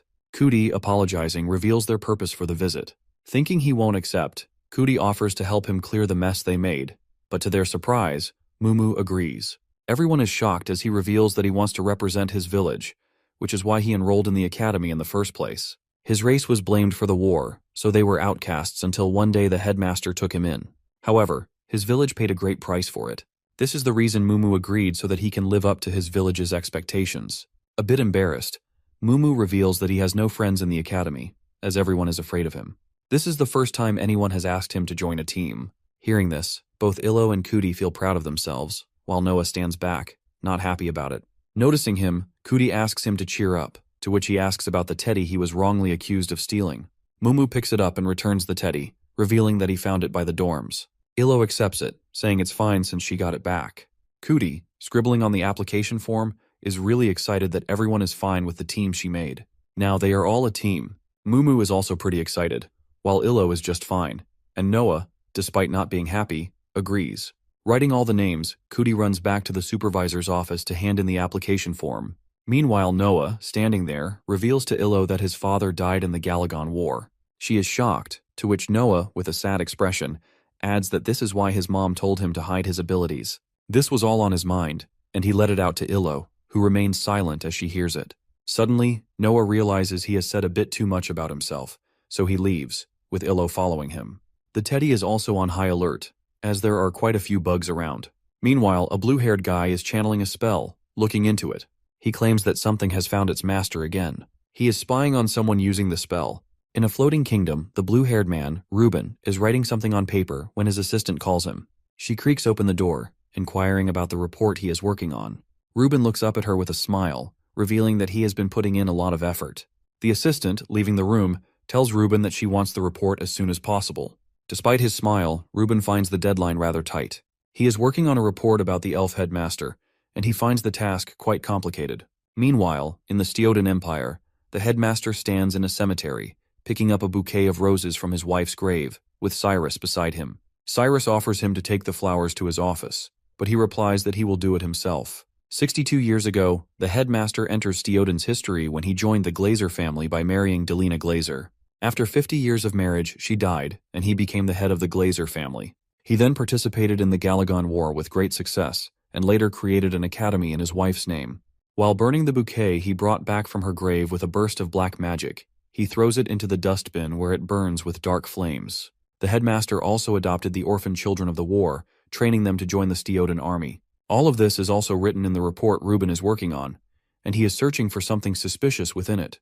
However, despite his feeling, he senses that something is missing. He then notices a symbol at the bottom of the report and realizes it's the mark of the lowlife who killed his allies to steal a relic. Back at the academy, the headmaster is descending the stairs of a tower and reaches a heavy metal gate. As he opens the gate, the headmaster stands in front of a chained man who pleads with him to let him go. The man is in a worn-out and terrible state, yet there is a relic embedded in his chest. The headmaster looks at him and asks why he wants to go home, pointing out that he has no family to return to and is an official deserter, so no one is searching for him. With an authoritative tone, the headmaster orders him to summon a monster. The man begins crying even harder, prompting the headmaster to grab his head forcefully, threatening that he can only leave if he complies. Under the threat, the man begins to push his mana with great effort, which causes the relic to spark with energy, flashing the entire room with a burst of power. This is also hurting the man terribly as he pushes with all his strength until the relic explodes out of his chest. It kills him, causing the headmaster to snap, revealing that it was another failure. The snap disintegrates the man into the air, while the relic levitates toward the headmaster. This was an experiment to summon a monster using a Shellcrino human implant, but it has failed, so the headmaster is considering using another test subject. Standing over the splattered remains of the man, the headmaster turns and reveals, "It's Aaron next." Meanwhile, in the streets, Noah and Illo are at the market. Illo tries to speak to Noah in a strange encryption, but Noah, annoyed, asks her to speak plainly. This enrages Illo, as she warns him that if anyone learns they have a summoner on their team, they'll be targeted. Noah reveals that she's already told him that, but since they're on a break, they can talk normally. Frustrated, Illo blames Noah, saying that he is the reason they haven't been able to practice for the tournament, which is now looming over them. She reminds him that he and Mumu have always been awkward around each other, making it hard to practice. Noah coughs nervously, claiming they did their best. As they're talking, Cootie, sitting on Mumu's shoulder, arrives. Mumu and Noah quickly notice each other, and things get awkward once again. This frustrates Illo, but Cootie remains calm, thinking everything will be fine. According to her, even though they haven't had much time to prepare, they're skilled enough to figure it out. Despite her frustration, Illo controls herself. Meanwhile, Cootie adds that they're doing this for fun. As they continue their conversation, someone walks up to them. It's Aaron. Aaron overhears Cootie saying they're having fun, which frustrates him, especially since Noah humiliated him earlier. He's now determined about teaching them a lesson for what they've done. Outside the castle, as night falls, the headmaster addresses the students, announcing the start of the tournament. Before it begins, he informs them about the political situation, which has resulted in some chaos. However, he wants the tournament to be for everyone, encouraging all to do their best and push their limits. His words capture the attention of the crowd, especially Noah and his team. After the headmaster's supervisor explains the rules, she reveals that the first event will be a treasure hunt, where they will search for treasure balls. The team that finds the ball containing the ancient relic will win. She also explains that there are no time limits for the event, and adds that stealing treasure from others will be considered cheating. Hearing the rules, Cootie and Mumu get hyped up, while Noah is excited, thinking he could get his hands on the priceless relic and sell it. Illo also has something on her mind as the supervisor. With fireworks, starts the event. Quickly hopping onto Mumu's shoulder, Cootie starts scanning the area and suddenly spots a ball nearby. However, she's a bit too loud, and her words catch the attention of other students. As everyone looks around for the ball, Cootie mentions it, prompting Mumu to charge through the crowd, barreling toward the ball. Meanwhile, Noah and the others just stand there, watching him go. Rushing forward, Mumu grabs the ball, but the momentum sends Cootie flying into a nearby bush. She gets up excitedly and asks what's in the ball, to which they discover it's a magic key that can open any door, but only once. Cootie is thrilled as it gives them a head start. They move on to search for more, leading them to the theory lecture hall. As it's dark, they use flashlights while Noah is busy scaring the heck out of Cootie. Noah is curious if they'll find anything in there, to which Illo replies that, since the event spans across the whole academy, they might find something. As they're in the hall, Aaron and his group walk in on them, calling them outcasts. Stubbornly, Cootie stands up for herself, saying she's not the outcast, while the rest of them are. Illo also walks up to Aaron, asking him to step aside as they need to move. However, Aaron starts mocking her, saying she's confident because of her loser friends. He continues mocking their group, calling them a mix of a useless commoner and a freaky Banyan. But then he notices the towering Mumu and stutters, calling him a Galagon. Aaron quickly turns, saying he has no time to waste and needs to find treasure. His useless yapping confuses Noah and his group. Illo, clearly annoyed, suggests they leave, speculating that Aaron's group might have already found something. However, as they're about to leave, Noah spots a red ball placed nearby on a table. They're confused as to how Aaron's group missed it. It's because Aaron, remembering his father's words about fulfilling his role, placed a hand-drawn map on a piece of paper inside the ball and left it there. He's determined to find all the treasure and rub it in their faces. Following the map, it leads to a mountainous area nearby the academy. But Noah's group is confused as they haven't found anything yet. Illo, annoyed, grows suspicious of the map, thinking it's a bit shady, especially since it marks an off-limits area. Mumu adds that if it was in the ball, it must be legit. Suddenly, Cootie tells everyone to be quiet, as she hears something. As everyone falls silent, the whole area becomes eerily quiet, with not a single sound. This annoys Illo even more, asking what Cootie meant by hearing something and why she was ordering them around. Cootie swears that she heard something when suddenly, Noah's expression shifts to one of terror as he notices something behind Illo. In another part of the jungle, there is a warning board labeling the area as prohibited, with a cautionary message about military trials for trespassers. Nearby, there is a fort with a person inside, and in that prison, there are piles of bodies, including that of the person the headmaster had been experimenting on. The person has become like a zombie, growling around. Coming back to the group, Noah points out that he noticed something behind Illo, but when she looks, it's just a small rock that Noah levitated with his magic. She doesn't find it funny, while Noah giggles, convincing her that it was to lighten the mood. Suddenly, Noah is shocked to the core when he hears a growl coming from nearby bushes. Hearing it, Cootie starts losing her mind, and Mumu is also terrified of what it might be. Noah, a bit scared himself, speculates that it might be a treasure ball, but Illo confidently dismisses their fears, saying they're all just spouting nonsense. She remains nonchalant, stating that the worst it could be is a wild animal. However, as she opens the bushes, to her surprise, it's the zombie. Noticing the zombie, Cootie and Mumu lose it, yelling at Illo to run. Illo, not having enough time to process, just flinches. The zombie jumps at her, but just as it's about to grab Illo, a wind blast hits it in the guts.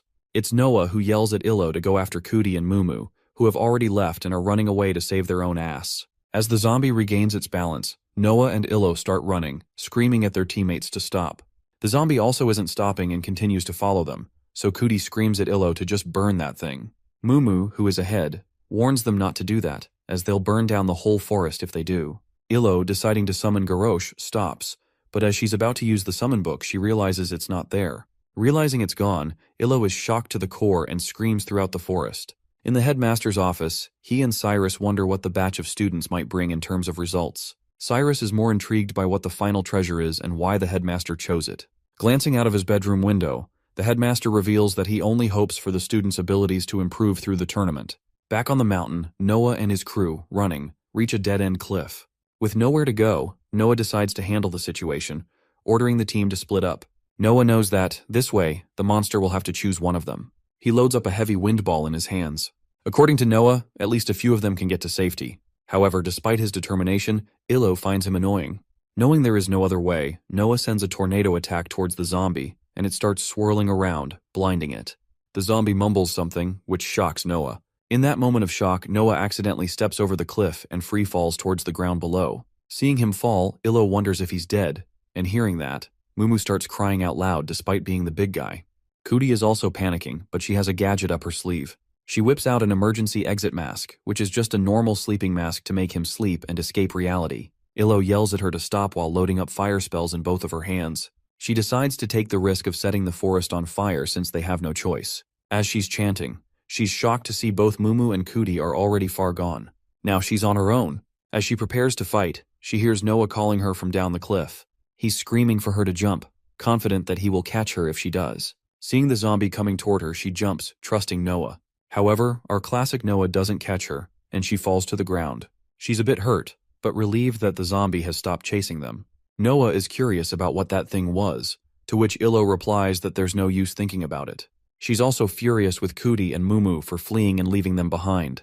As the chase settles, they both decide to search for Illo's book, while the zombie walks back to where it came from. It collapses, shedding tears from its eyes, and falls to the ground with the other pile of bodies. After searching for a while, they find the book and head back to the academy, where they are shocked to see Mumu and Cootie already there. However, Noah is confused about what they are doing, gathering a crowd around them. As soon as they notice Noah alive, they become emotional, unable to believe it.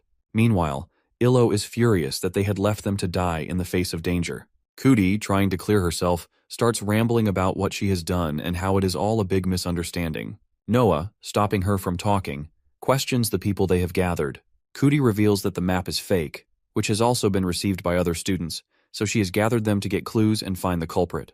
Hearing that, Illo becomes even more furious, feeling that Cootie has been treasure hunting while they were fighting off zombies. However, Cootie reveals that they have also collected a lot of treasure balls.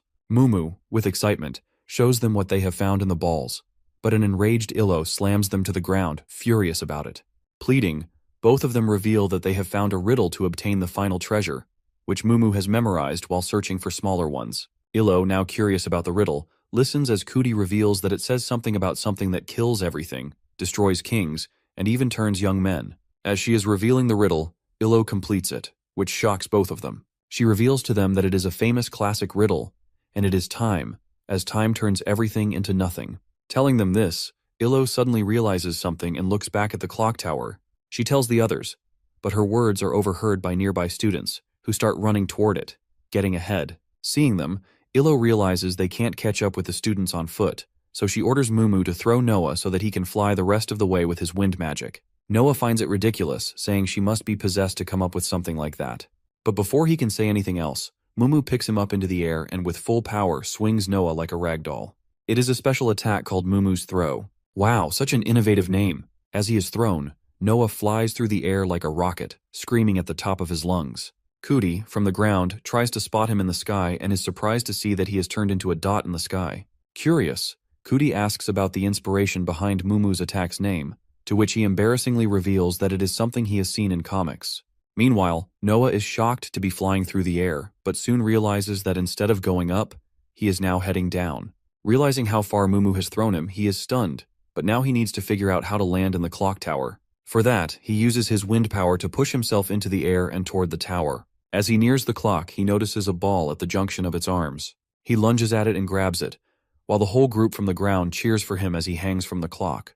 Noah holds the ball in his hands, excited to open it, but as soon as he touches it, it starts cracking. Suddenly, it explodes with a flash, illuminating the entire academy and revealing a summoning scroll. With that, the fireworks start, signaling the end of the first event as Team Noah emerges victorious. The next morning, Illo shocks the whole crew by appearing with a broken arm. She believes it is due to her jumping off the cliff, so she can't participate in the next tournament. She wants to go home to get treated so she can participate in the next game. Cootie is worried, as the next challenge is tug of war, and the three of them can't play.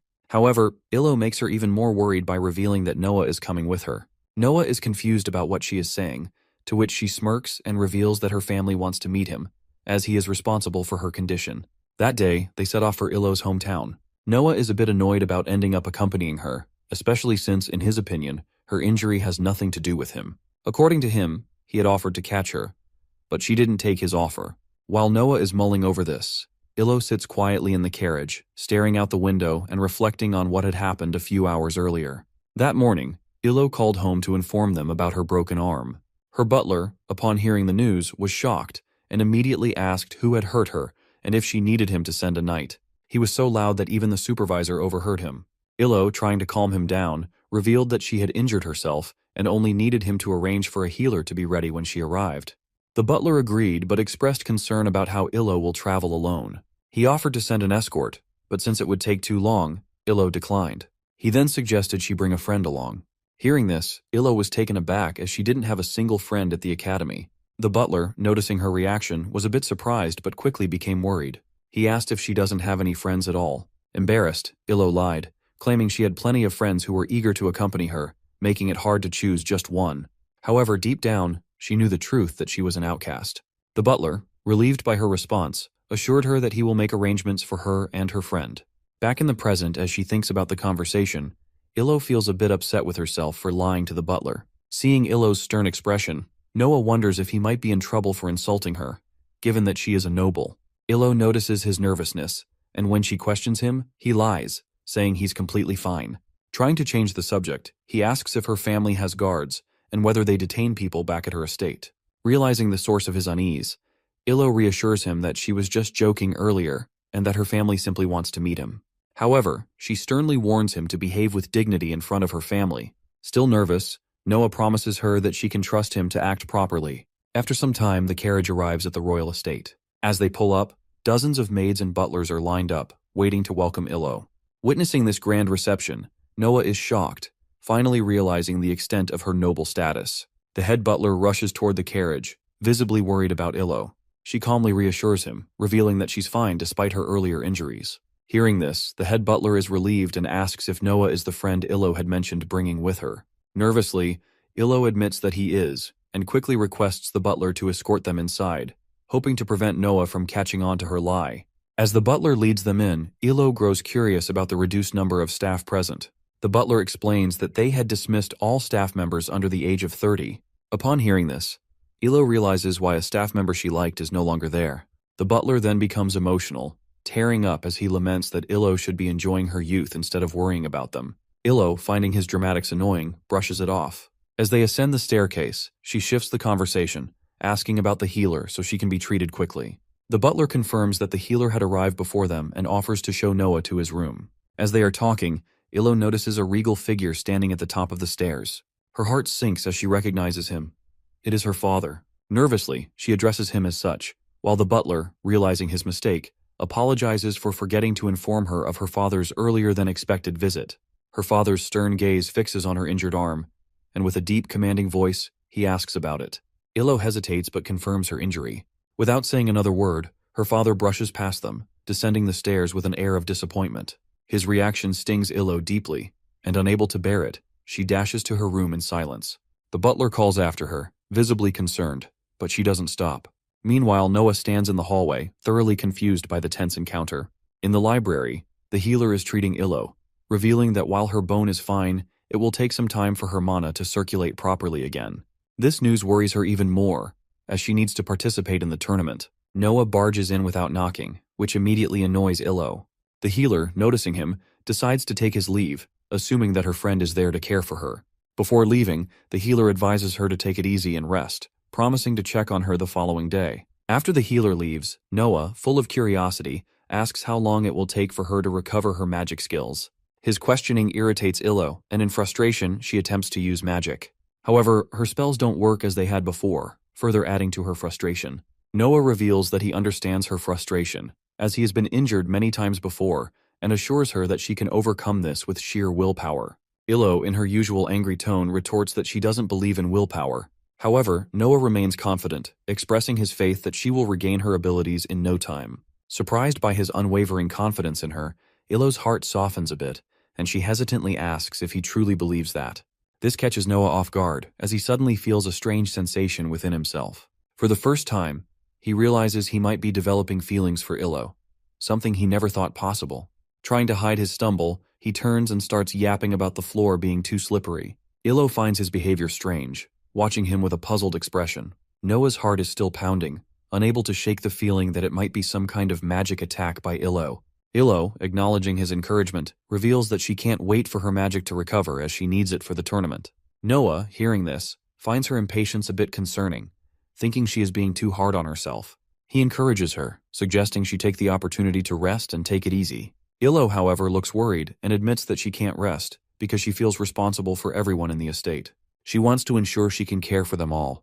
Noah, trying to cheer her up, suggests that she show him around the estate so that she can at least keep herself busy in a less stressful way. Despite finding him annoying, she agrees. She shows him around the kitchen, the sword practice grounds, and other areas of the estate.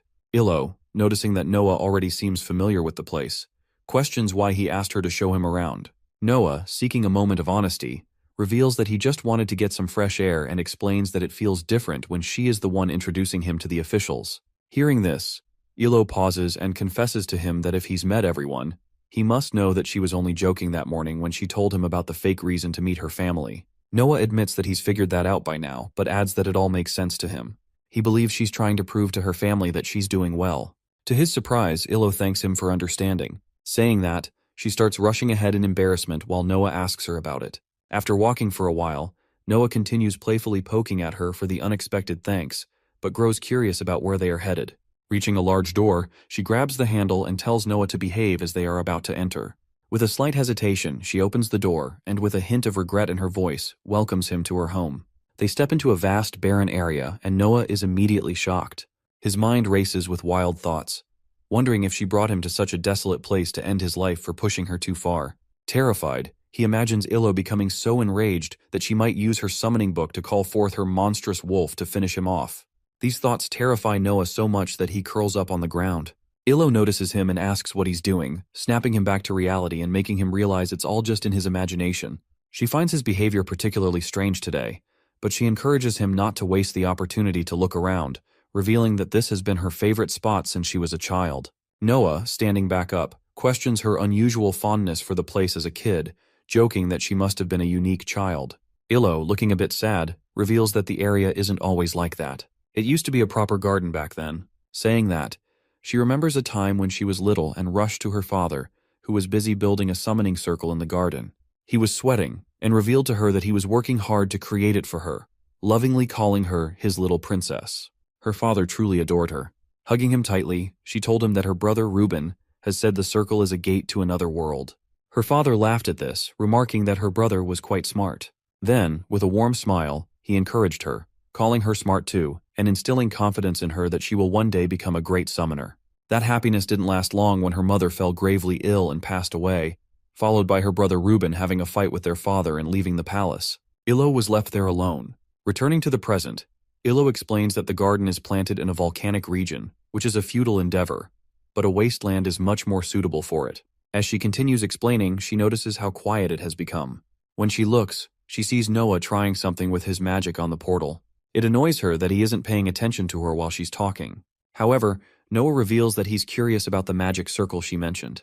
He explains that he's going to show her something, and saying that, he uses his wind power, transferring it into the portal. A powerful gust bursts forth, blowing dust off the entire circle. Coughing, Illo calls it a lame ability, though she notes that the circle is now cleaner than ever before. As she observes the freshly cleaned circle, Illo mentions that this is where she and Garrosh first meet. Saying that, she suddenly remembers the summoning scroll Noah earned from his previous victory. A smirk crosses her face as she suggests he try using the scroll on the circle. Later that night, Noah is feeling embarrassed about something that happened earlier in the day. He had thought things were going well and that he was looking pretty cool. But then something happened that made him feel really stupid. What actually occurred was when Illo suggested that Noah use the summoning scroll. He is caught off guard and doesn't know how to use it. Illo finds him frustrating, especially since he is standing on a summon hinge, and according to her, if he could use it, it would be a huge advantage for them.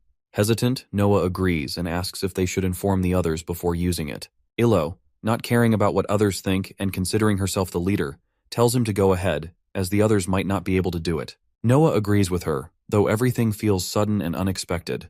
Illo, however, still doesn't seem to care and urges him to take out the scroll. Noah is carrying the summoning scroll, but as he reaches into his pocket, he takes longer than expected to find it. To Illo's shock, when he pulls it out, the scroll is crumpled and in poor condition.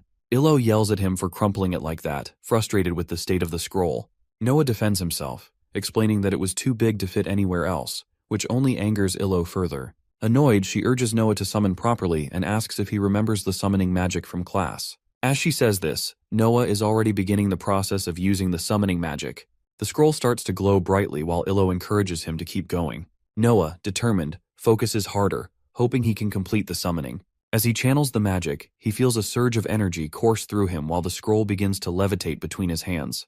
For a brief moment, it seems like the magic is working, but just as Noah starts to feel a sense of accomplishment, the scroll suddenly slaps him in the face. It confuses him, but Illo finds it pretty funny that he failed like that. Noah, seeing her laughing, feels embarrassed and reminds her that she might not have succeeded on her first attempt either. Illo, wiping tears from laughing so hard, admits that Noah is right. She had to try over and over again. She failed countless times but never gave up. And eventually, she succeeded. Despite it happening ages ago, Illo says she never looked as stupid as Noah does in that moment. She then throws some motivational words his way, urging him to try harder. As night falls, Noah lies in his bed, embarrassed about failing. He regrets trying it in the first place, but then pauses for a moment, realizing that at least Illo seemed cheered up after his attempt. The next day, the healer comes for a follow-up, but is surprised to see Illo isn't healing as he had expected. According to him, at this rate, she might need a week to fully heal. Hearing this, Illo is in disbelief as she has a tournament to attend, and it will end in a week. The healer reveals that he has tried everything. Worrying about her health, Illo soon realizes that if Noah can just complete his summoning, they might have a chance at succeeding. She realizes she can come up with a new strategy for their team with that. Meanwhile, her father stands in his office, staring at Noah from his window. Seeing Noah fail so stupidly, he wonders why Illo has given him a chance. According to him, Illo has no time to waste on something like that useless trash. As he is lost in thought, Illo knocks on the door and enters. She informs him that she is leaving, but her father doesn't even respond. Feeling sad, she turns and leaves the room, thinking she is doing the best she can. She just wants to make her family happy, which is why she is trying so hard. She even swears to make it happen at any cost. They prepare to leave in the carriage, but since it is a long journey, Noah decides to take a nap. As he dozes off, Illo gazes out the window, lost in her thoughts. It is a long, long way back. Eventually, upon reaching the academy, they are greeted by an excited Kuti. She reveals to them that they have won the tug-of-war match by using fire magic on the rope, but Mumu won't let it go. She adds that the rope is made of special material, so it doesn't burn up. Hearing that, Illo isn't as excited, as the tug-of-war match doesn't award them many points, and now they will have to try hard in the upcoming volleyball match. Kuti, still basking in her victory, orders Mumu to pick her up so she can see the next opponent team. However, as he lifts her up, she is shocked to see the opponent team on board. It is those guys from round 1 who overheard the conversation about the time thing and went ahead to get the ball. Their team name is Rubies, with teammates Lulu, Vivi, Victor, and the fatty Fabian. Noah doesn't find anything special about them and asks what the deal is with them. Meanwhile, in the classroom, the Rubies team is waiting for Fabian, who is late. As he enters, the girls are furious with him for being late, while Victor seems like a pretty chill guy, offering him a seat with them. As Fabian sits down, Victor, putting ahead a creepy figure he has made, starts the discussion. Victor, a water elementalist and the leader of the group, reveals to everyone that they have had a pretty easy run until round 3, but now they are facing some pretty strong opponents. He makes figures for each of them, explaining their powers. Vivi reveals that the summoner from Noah's group is injured during the treasure hunt, so she might be missing. Vivi herself is a dark elementalist. Since she can't contribute much, Lulu, the light elementalist, also rules her out as a non-threat. Vivi knows that Noah is pretty strong with wind magic, so according to her, they can easily take him down together. Victor also tosses his figure aside as he has already been taken care of, but now there remains Mumu. They know they will need a summoned monster to deal with him without risking their lives. Everyone agrees with this, while Lulu tells Fabian that, as he is a summoner, he should deal with Mumu. They call him the Half-Summoner, which is his nickname around the academy. His mother, a noble elf, brought him to the academy and handed him over to the headmaster, asking him to take good care of him. She knew he had summoning talent and wanted the headmaster to give him time to prove himself. The headmaster gladly agreed, but because of his mother's coddling, he was a late bloomer. However, that didn't mean that he wasn't a threat. He was actually quite strong. As Lulu asks him to take care of Mumu, he slams his fist on his figure. His face grins with evil confidence as he reveals that he will take care of Galagon. Now the tournament starts, and the volleyball pitch is ready for play. Noah arrives feeling a mix of nervousness and confidence. As they walk down to the pitch, Aaron looks at them with arrogance. Kuti is also a bit worried, concerned about the opponent team, each having special individual abilities. She asks Noah if he remembers what she told him, to which he confidently replies that it's just about getting the ball to the other side. Mumu also remembers the rules, while Illo reminds them about the point system, which is the usual volleyball format. Noah, juggling the ball with his wind spell, recalls that they can also use magic on the ball, and if they don't touch it, it doesn't count as a touch. Kuti lets out a breath of relief, knowing that they understand the rules, and warns them that the match could easily turn into an all-out magic brawl. Cootie then remembers Illo's arm and asks about it, but Illo isn't sure if she can use magic or not. Noah, hearing that, is confident that they can win without her summoning magic. Noah's team settles on one side of the net while the rubies take their place on the opposite side. Victor greets them calmly, to which Noah mockingly warns him not to hate them after they lose. As both teams settle, the referee announces the start of the match. The ball is with Victor's side first, and he throws it up, serving it with a massive hit. As the ball comes toward them with full force, Noah braces himself, realizing they are going all out. Seeing Noah channeling wind magic, the Ruby's girls know what they need to do. So Vivi channels her dark spell and targets Noah with it. He barely dodges it, shocked that they would go that far, but as he processes this, the ball hits his face, dropping him to the ground. He is stunned, completely blinded by the impact. The match is intense as Noah lies on the ground, wondering what the hell just happened.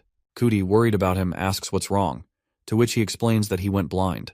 Illo, hearing this, realizes it's because of the Ruby's girls using their magic. Cootie quickly catches on too, and Vivi, amazed that they figured it out so quickly, is confident that there's nothing they can do about it. It's now time for the next serve, and Victor tosses the ball into the air, sending it toward them with full force. This time, Mumu dives to hit it back, but he too is targeted by the dark blinding magic. However, instead of missing, he successfully stops the ball and sends it back, because of Noah using his wind magic to counter the girls' dark magic attack. Seeing that both were in shock, Cootie runs to send the ball back and passes it toward Noah. With his eyes glowing green, he confidently jumps into the air. Just as he's about to hit the ball, he's struck by a blinding flash of light again. The flash is so intense that it blinds him, causing him to miss the ball and fall to the ground. The girls, who have successfully struck again, mock him, taunting that they aren't done yet and still have more tricks up their sleeves. Things are getting serious for our Noah as the magic continues to make them miss most of their hits, with the score quickly stacking in favor of the Rubies, serve after serve. After a while, the referee blows the whistle, announcing the end of the first set. Illo, furious about the opponents using magic, yells at them to play fair. Victor, with his charming smile, thinks they aren't doing anything wrong, as Noah's team combined power is greater than theirs. However, he's confident they can defeat them with hard work. This comment only enrages Noah's team more, and to fuel the fire, Victor adds that they should try harder and summon monsters, since it's getting boring. Pushing Illo to the edge, she tries to summon her power but fails due to her broken arm as she can't use her magic. Victor, a bit worried, smirks at Fabian as Illo fails. Illo, unable to summon her magic, warns them that she's figured them all out and won't fall for their tricks anymore. Her rage is worrying everyone, even her own teammates. She's determined to make them lose now. The referee announces the start of the next set, and as he does, an evil grin spreads across Illo's face. Holding the ball, she yells at the top of her lungs for Noah to use his magic attack and restrict the Rubies girls with it. Noah, however, hesitates, but she yells at him to just distract them with his magic. Illo, out of nowhere, shows her rage, fueled by their close friendship. Noah, channeling her spell, warns Illo that he might not last more than 5 minutes using mana like that. Throwing the ball into the air, she reveals that 5 minutes will be enough. He strikes the ball hard toward the opponents, and Fabian dashes to hit it back into the air. He passes it to Victor, who confidently jumps to hit it back, but his confidence falters as he notices towering Mumu blocking his path. As he hits the ball, Mumu casually stops it by extending his hands in the air. Victor is caught off guard by this, so he yells at his teammates, who were supposed to bind him. However, when he looks, he sees they're both struggling against the wind magic attack on them. This worries him, while Noah is just using 2 fingers to stop them. But he feels like he's cheating.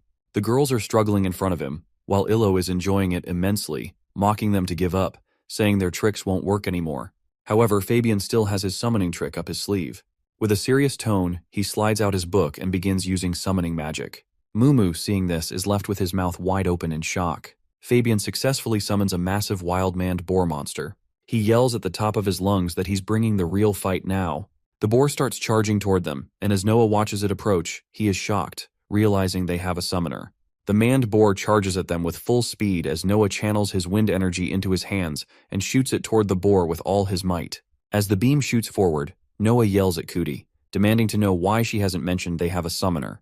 Cootie quickly clarifies that this particular individual is a special case and has never summoned anything before. Just as the wind beam is about to strike the boar, it leaps off the ground, hurtling toward Noah. Our boy barely dodges it by sidestepping, and the boar crashes into the back wall. Noah is left shaking, asking if something like that is even allowed in the match. Meanwhile, Illo's mind races with thoughts. realizing they are about to lose unless they stop the monster. Noah notices Illo's distress and, with a calm yet confident expression, claims that he will handle the situation himself. After all, he is the great fixer. Mumu steps forward, claiming that he will take down the monster. His declaration shocks everyone, as he is usually too scared to fight. Concerned for Illo, Mumu explains that humans have weaker bodies, but he can at least help by fighting the monster. Noah agrees, deciding he will handle Fabian while Mumu takes on the boar. Illo and Kuti, determined to score, choose to focus on the ball while the boys handle the rest. However, as they make their decision, Victor smirks and asks if they are ready to begin. Illo, her usual fiery rage evident, confirms it. With that, Victor tosses the ball again, sending it zooming toward Illo. She stops it and passes it to Kuti, who then quickly sends it back. In the background, Fabian is busy controlling the summoned boar. Distracted by his focus, he hears Noah calling his name. When Fabian looks up, he is shocked to see Noah poised and ready to strike. As Noah calls out his spell, he reveals to Fabian that in order to defeat a summon, they first need to take down the summoner. While Noah speaks, Mumu is holding back the boar as if it were a mere 2-year-old. Noah's arrogance only fuels Fabian's rage, and with a furious yell, Fabian declares that he will reveal hidden powers he has never shown to anyone. As he screams, the boar's eyes begin to spark, and it breaks free from Mumu's grip. It charges straight toward Noah as he is in the middle of channeling his spell. Noah quickly turns and barely dodges the boar's attack, but as he does, he realizes something unsettling. The boar isn't actually attacking him. The boar charges straight toward Fabian, launching him high into the air. Everyone is stunned to see a summoner's own creature attack them in such a way. Meanwhile, Fabian is airborne, blood splattering around him as he is thrown back to the ground with brutal force. Kuti realizes she has been right all along. Fabian is a half-summoner. With Fabian down, the monster is left without a master, growling menacingly. As a result, the match is forfeited by the referees due to the chaos. It may have been a lame way to win, but Noah's team manages to claim the victory. However, watching from the sidelines, Aaron isn't impressed by what has transpired. Aaron even tells his father everything, revealing that the match has been painful to watch, and that there are no summoners at the academy who can match his level. The headmaster smiles, casually revealing to Aaron that Noah might summon a monster at any time. Aaron grows furious, realizing that his father has purposely made Noah find the treasure so he can get his hands on the scroll. The headmaster, sipping his tea, confirms it, leaving Aaron feeling a mix of anger and betrayal. He can't help but feel emotional, as the headmaster's treatment of Noah seems far more favorable than his own. Seeing his son's distress, the headmaster reassures Aaron that he has saved something special just for him, so he shouldn't be upset. With a calm smile, he adds that he has prepared something extra, just for Aaron, ensuring his father's unwavering confidence in his plans. The next morning, the sun is shining brightly over the academy. Aaron, still feeling a bit tired, gets out of bed and glances out the window. His eyes then fall on his clothes, neatly laid out on the table. After quickly changing into them, he walks out and greets his teammates. His teammate, excited to see him, leads him to the breakfast room, but Aaron can't shake the worry gnawing at him about what happened the night before. He keeps wondering what his father meant by something special. Last night, when the headmaster mentioned it, Aaron asks about it, and the headmaster reveals the relic. It is the same relic he has been using for experiments, though Aaron hasn't known that. The headmaster asks Aaron to try channeling his mana into it. Despite his nervousness, Aaron agrees, though he can't help but feel a sense of unease. As he begins to channel his mana into the relic, he feels something strange. It is as if his blood is being drawn into the ball, his entire body being pulled toward it. Aaron feels his entire body being pulled, his flesh seemingly sucked into the air, making him feel as if the experience is unreal. Trembling on the ground, he looks up at his father and asks what is happening. The headmaster, smirking, asks if he likes it and suggests that Aaron use it to prove his abilities. Meanwhile, Aaron, still in shock and breathing heavily, can't shake the image of what has just occurred. The next day, Aaron's team is set to face Noah's team in the tournament. As his teammates trash talk, Aaron remains distracted, still lost in thought over the strange event. Noah, not missing a beat, fires back with a taunt, calling one of them Andrew Tate's left ear, which strikes a nerve. As the trash talking continues, the referee blows the whistle, signaling the start of the match. Illo serves the ball with a resounding bang, but as it speeds toward one of the bald-headed players on the opposing team, he stands motionless, unable to react. Suddenly, the bald-headed player shuffles with his 3 teammates, all of whom look almost identical. They all start hitting the ball randomly, making it difficult to tell who is touching it or if someone has double-touched. Kuti finds it both gross and confusing. The bald trio sends the ball back toward Mumu with a powerful blow, making him a bit nervous. However, the Chad Mumu simply puts his hands in front of it and blocks the shot effortlessly.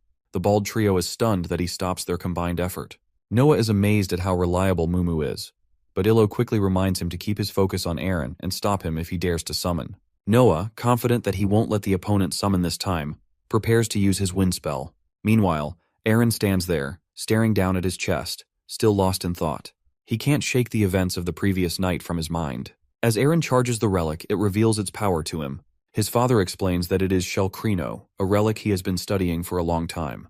The headmaster suggests that Eren use it instead of his summoning book next time, as it will draw out a powerful monster like never before. Eren, feeling nervous, refrains from asking why his father isn't using such a relic himself. Staring at the relic, Eren realizes he has no choice but to follow his father's orders.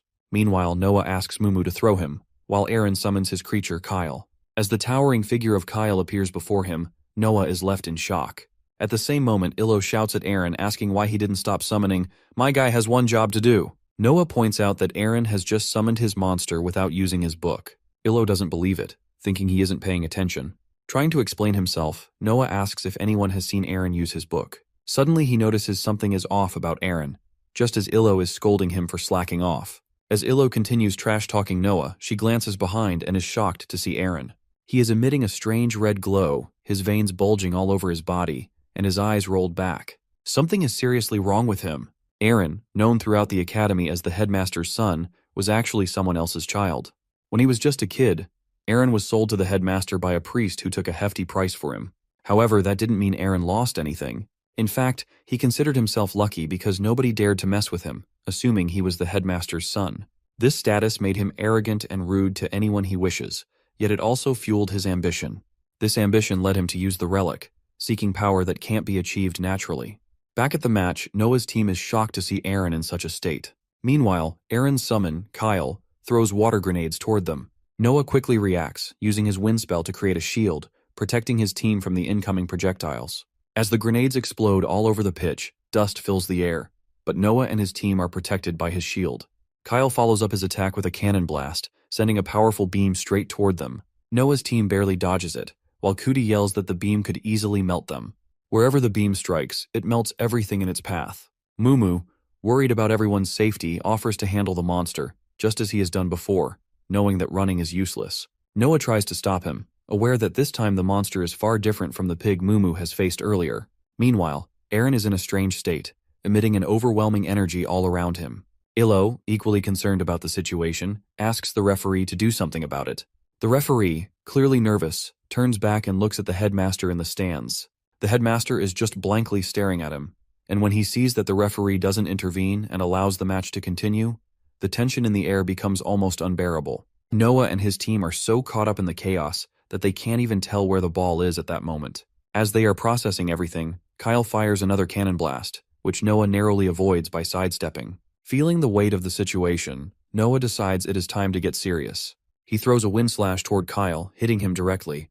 To everyone's shock, the attack doesn't leave more than a scratch. Noah can't believe that the monster is this strong, while Illo, watching from the sidelines, grows even more worried about him. She knows Noah has lost to Kyle before, but now the monster seems even stronger. It is clear, there is no chance of winning this fight. In her mind, Illo knows she is the only one who can do something about the situation, if her summoning magic works. She squeezes her broken arm, applying pressure, and to her shock, it actually works. Meanwhile, Noah is dodging cannon blast after blast from Kyle. Suddenly, Illo screams at him to get aside, revealing that she has managed to summon Grouch. Noah, noticing her success, is filled with excitement, glad that she has managed to do it.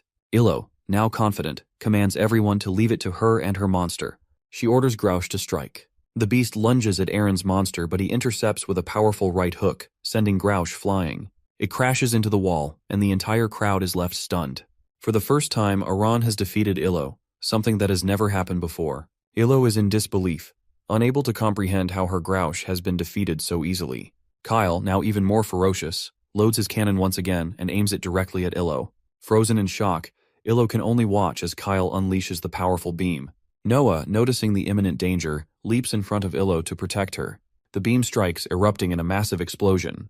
As the dust settles, a strange, dark monster stands in front of Illo and Noah, its ominous presence sending a chill through the arena. The dark energy monster has just saved them from certain death, and both Illo and Noah stand in shock, unable to comprehend what has just happened. The monster then turns toward Kyle, and with a single swing of its fist, it defeats him effortlessly. It is the headmaster's summon, and having seen enough, he intervenes to stop the fight. Meanwhile, Aaron, still in his strange state, is kneeling on the ground, struggling to stay conscious. He wobbles, unable to maintain his balance, and eventually collapses, falling face first onto the floor. The headmaster, his presence commanding the attention of everyone, turns to announce that the tournament is now on hold until further notice, with an additional announcement to come. Noah's team stands in stunned silence, worried and confused by what just happened. As it is the headmaster's decision, they have no choice but to accept it.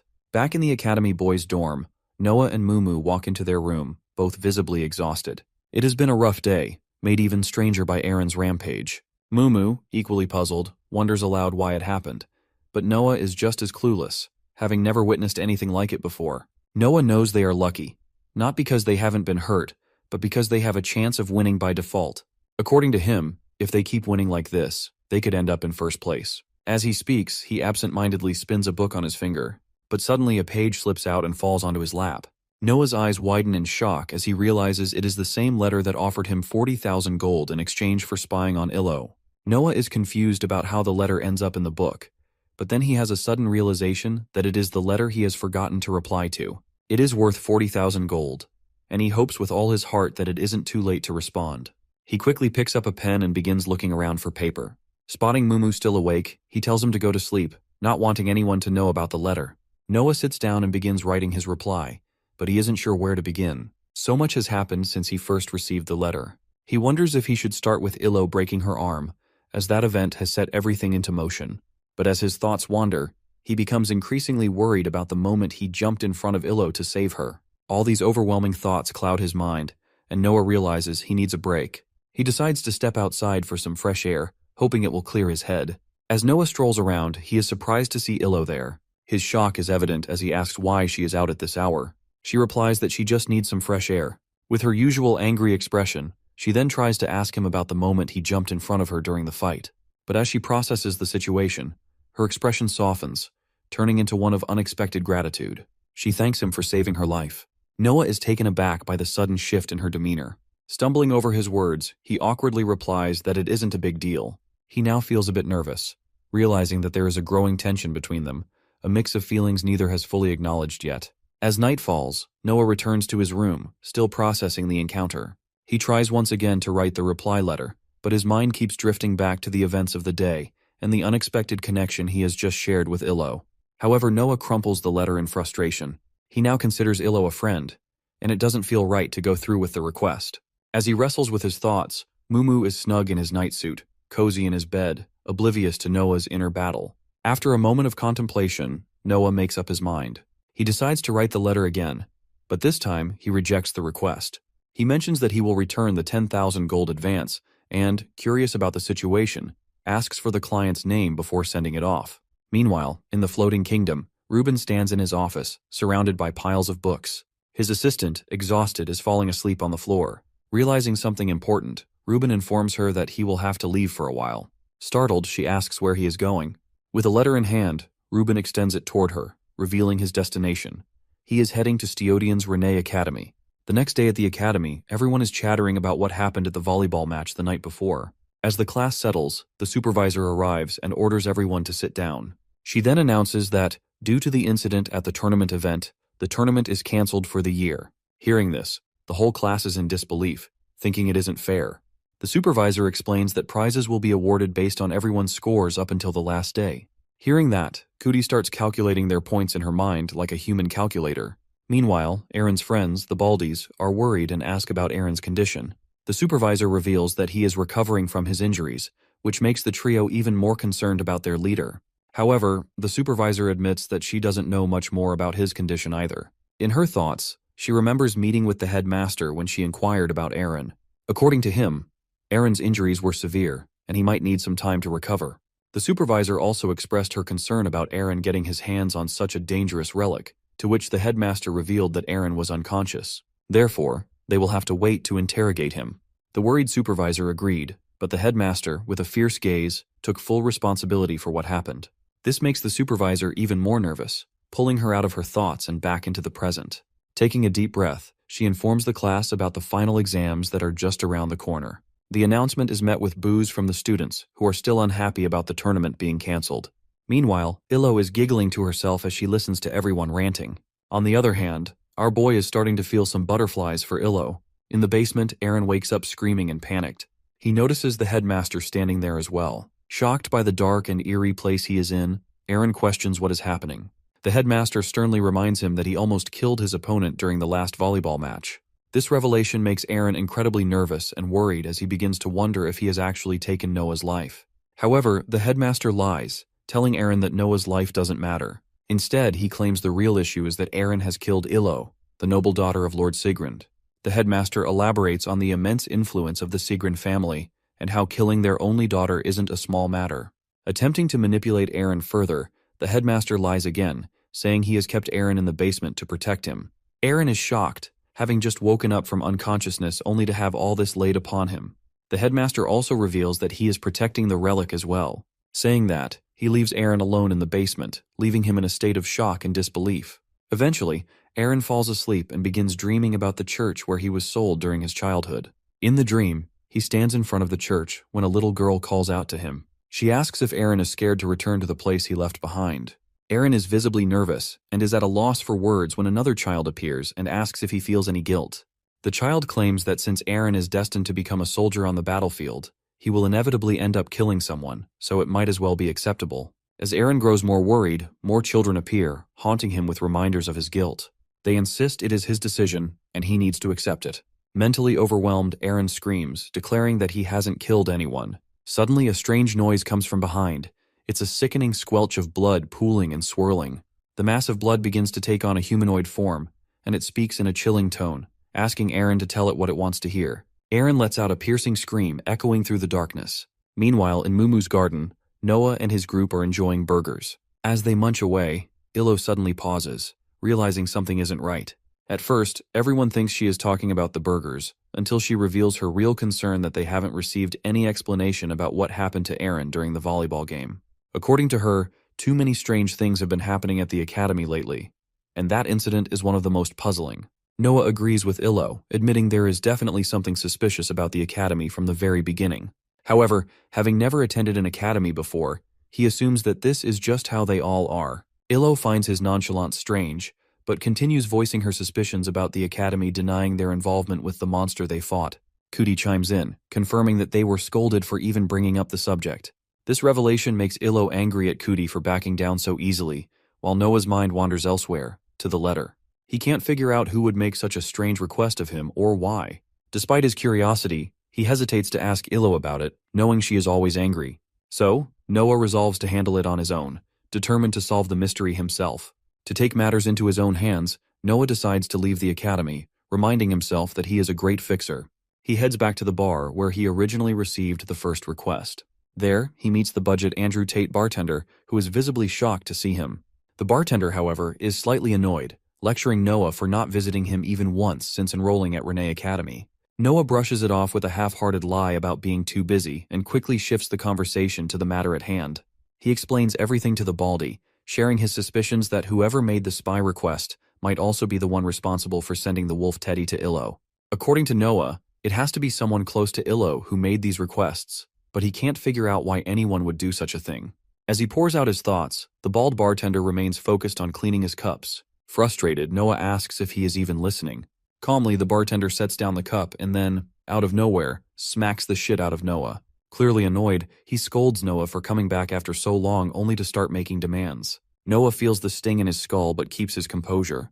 The bartender reminds him sternly that revealing client details would be a betrayal of trust. Noah finds him annoyingly stubborn, but an idea strikes him that he got a plan B, which is stealing the bartender's ledger. Just as he is formulating the plan in his mind, another fist comes crashing down on his head, snapping him out of his thoughts. Noah trembles in pain, confused about what the second hit is for.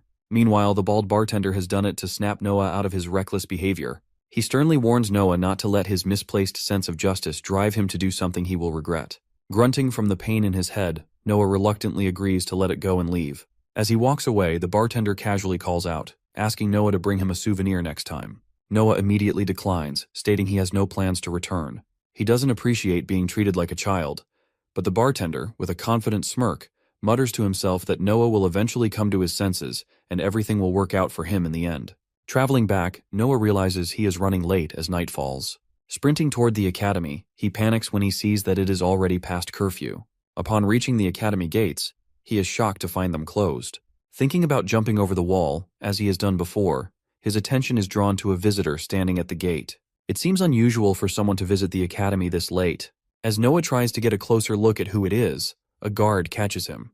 The guard grabs him by the ear and drags him toward the gate, where the late-night visitor is also waiting to enter.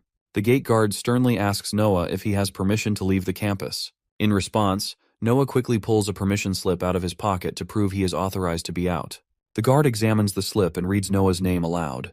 Upon hearing it, the visitor grows visibly anxious and demands immediate entry. Noah, surprised by the urgency in the visitor's voice, watches curiously as the guard opens the gate. As the visitor enters, Noah can't shake the feeling that he has seen this person before. He stares intently, trying to jog his memory. The guard notices Noah's behavior and finds it strange. With a sigh, the guard tells him to stop looking at the guy. According to them, he is a visitor from the Royal Academy of Stiodan. Despite this revelation, Noah remains puzzled, certain he has encountered the man somewhere before. The visitor is Ruben, whom we encountered earlier, now intentionally disguising himself to go unnoticed. He has silky hair that he takes great pride in, but there is no other way to hide his identity as a researcher at an international institution responsible for handling forbidden relics. He is here on an investigation. Upon entering the academy, Ruben is greeted by the supervisor, who is thrilled to show him around. She is visibly astonished that someone from the prestigious Royal Academy has come to visit. Sensing her excitement, Ruben apologizes for the inconvenience of arriving unannounced. However, the supervisor waves it off enthusiastically, assuring him it is no trouble at all and expressing how delighted she is to meet him. She is a bit shocked because she thinks researchers' interests typically focus more on military matters, so seeing him at an educational institution is truly surprising. Hearing the supervisor's knowledge on the subject, Ruben begins to worry. To him now, it seems that playing a role there might be difficult, as he doesn't know much about education.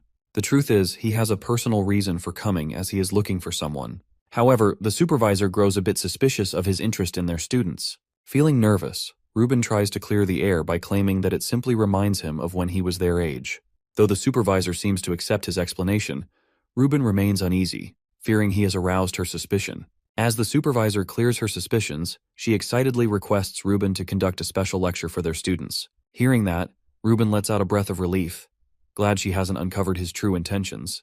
However, he knows he must be careful now. Realizing this, he lies, claiming that he isn't a good public speaker. In a suspicious tone, the supervisor asks if he is one of those researchers who only care about their work. Hesitantly, Ruben agrees, which only amazes her more. She then requests him to be a role model for their students. Ruben realizes that she is incredibly enthusiastic, and if this continues, his plans will be ruined. In the classroom, the Baldy trio are scribbling something on the whiteboard. They look really worried, and when they finish, it's a "get better soon" message for Aaron, along with a drawing. Meanwhile, in the background, Noah is still concerned about the client who requested the spy job.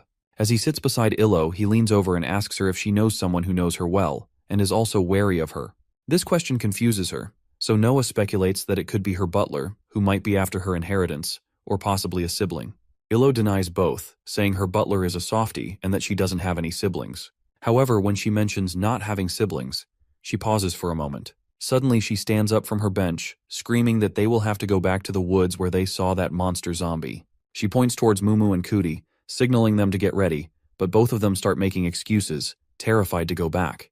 As the chattering continues, the supervisor walks into the class with Ruben following her. She announces him as a special guest for the class, revealing that she has invited a lecturer from the Royal Academy of Stiodan. Ruben awkwardly greets everyone, while Illo, seeing him, is shocked beyond belief as she recognizes him. He is her brother, the same Ruben who left after a fight with their father. As Ruben speaks to the class, he also notices what he came for. His full name is Ruben Hanna Sigrund, and he is here to find his little sister. But what happened that caused him to leave the Sigrund Palace? One night, when Ruben's father informed him that he was willing to go to war, Ruben becomes furious. He was enraged that their mother was gone and Illo was still so young, yet their father was planning to go to a war that wasn't even in their country. The father shouted at him, saying he doesn't need Ruben's approval. He screamed that, as head of the family, he makes the decisions and everyone simply had to follow them. That crushed Ruben from the inside, and disheartened, he decides to leave the palace forever. Illo, seeing him leave, ran up to him to stop him, even though it was pouring rain. However, despite her pleading, he had already made up his mind. He told her that he and their father don't agree on anything, so it was best for him to leave. Now that he's back, Illo is shocked that Ruben left years ago, so what could possibly be the reason for his return? As the class continues, Eren remains locked in the basement, unconscious, with the relic still by his side. Slowly, he begins to stir, only to hallucinate Illo sitting before him, glaring at him with an unnervingly intense stare. Her eyes are filled with a terrifying energy, locking him in place. Meanwhile, in the classroom, Ruben explains the fundamental rules about ancient relics. He emphasizes that for every positive, there is always a negative. Essentially, if one uses a relic to gain something, they must inevitably lose something in return. To illustrate this, he gives an example. Someone might gain immense power through the relic, but in return, their life is gradually drained away. As the students listen intently, Illo sits trembling with anger, visibly disturbed by the lecture. Ruben continues, explaining that those who use relics often find themselves trapped in an agonizing, undying state. The more powerful the relic, the more severe the suffering. As Ruben continues his explanation, the same terrifying experience is unfolding in the basement with Eren.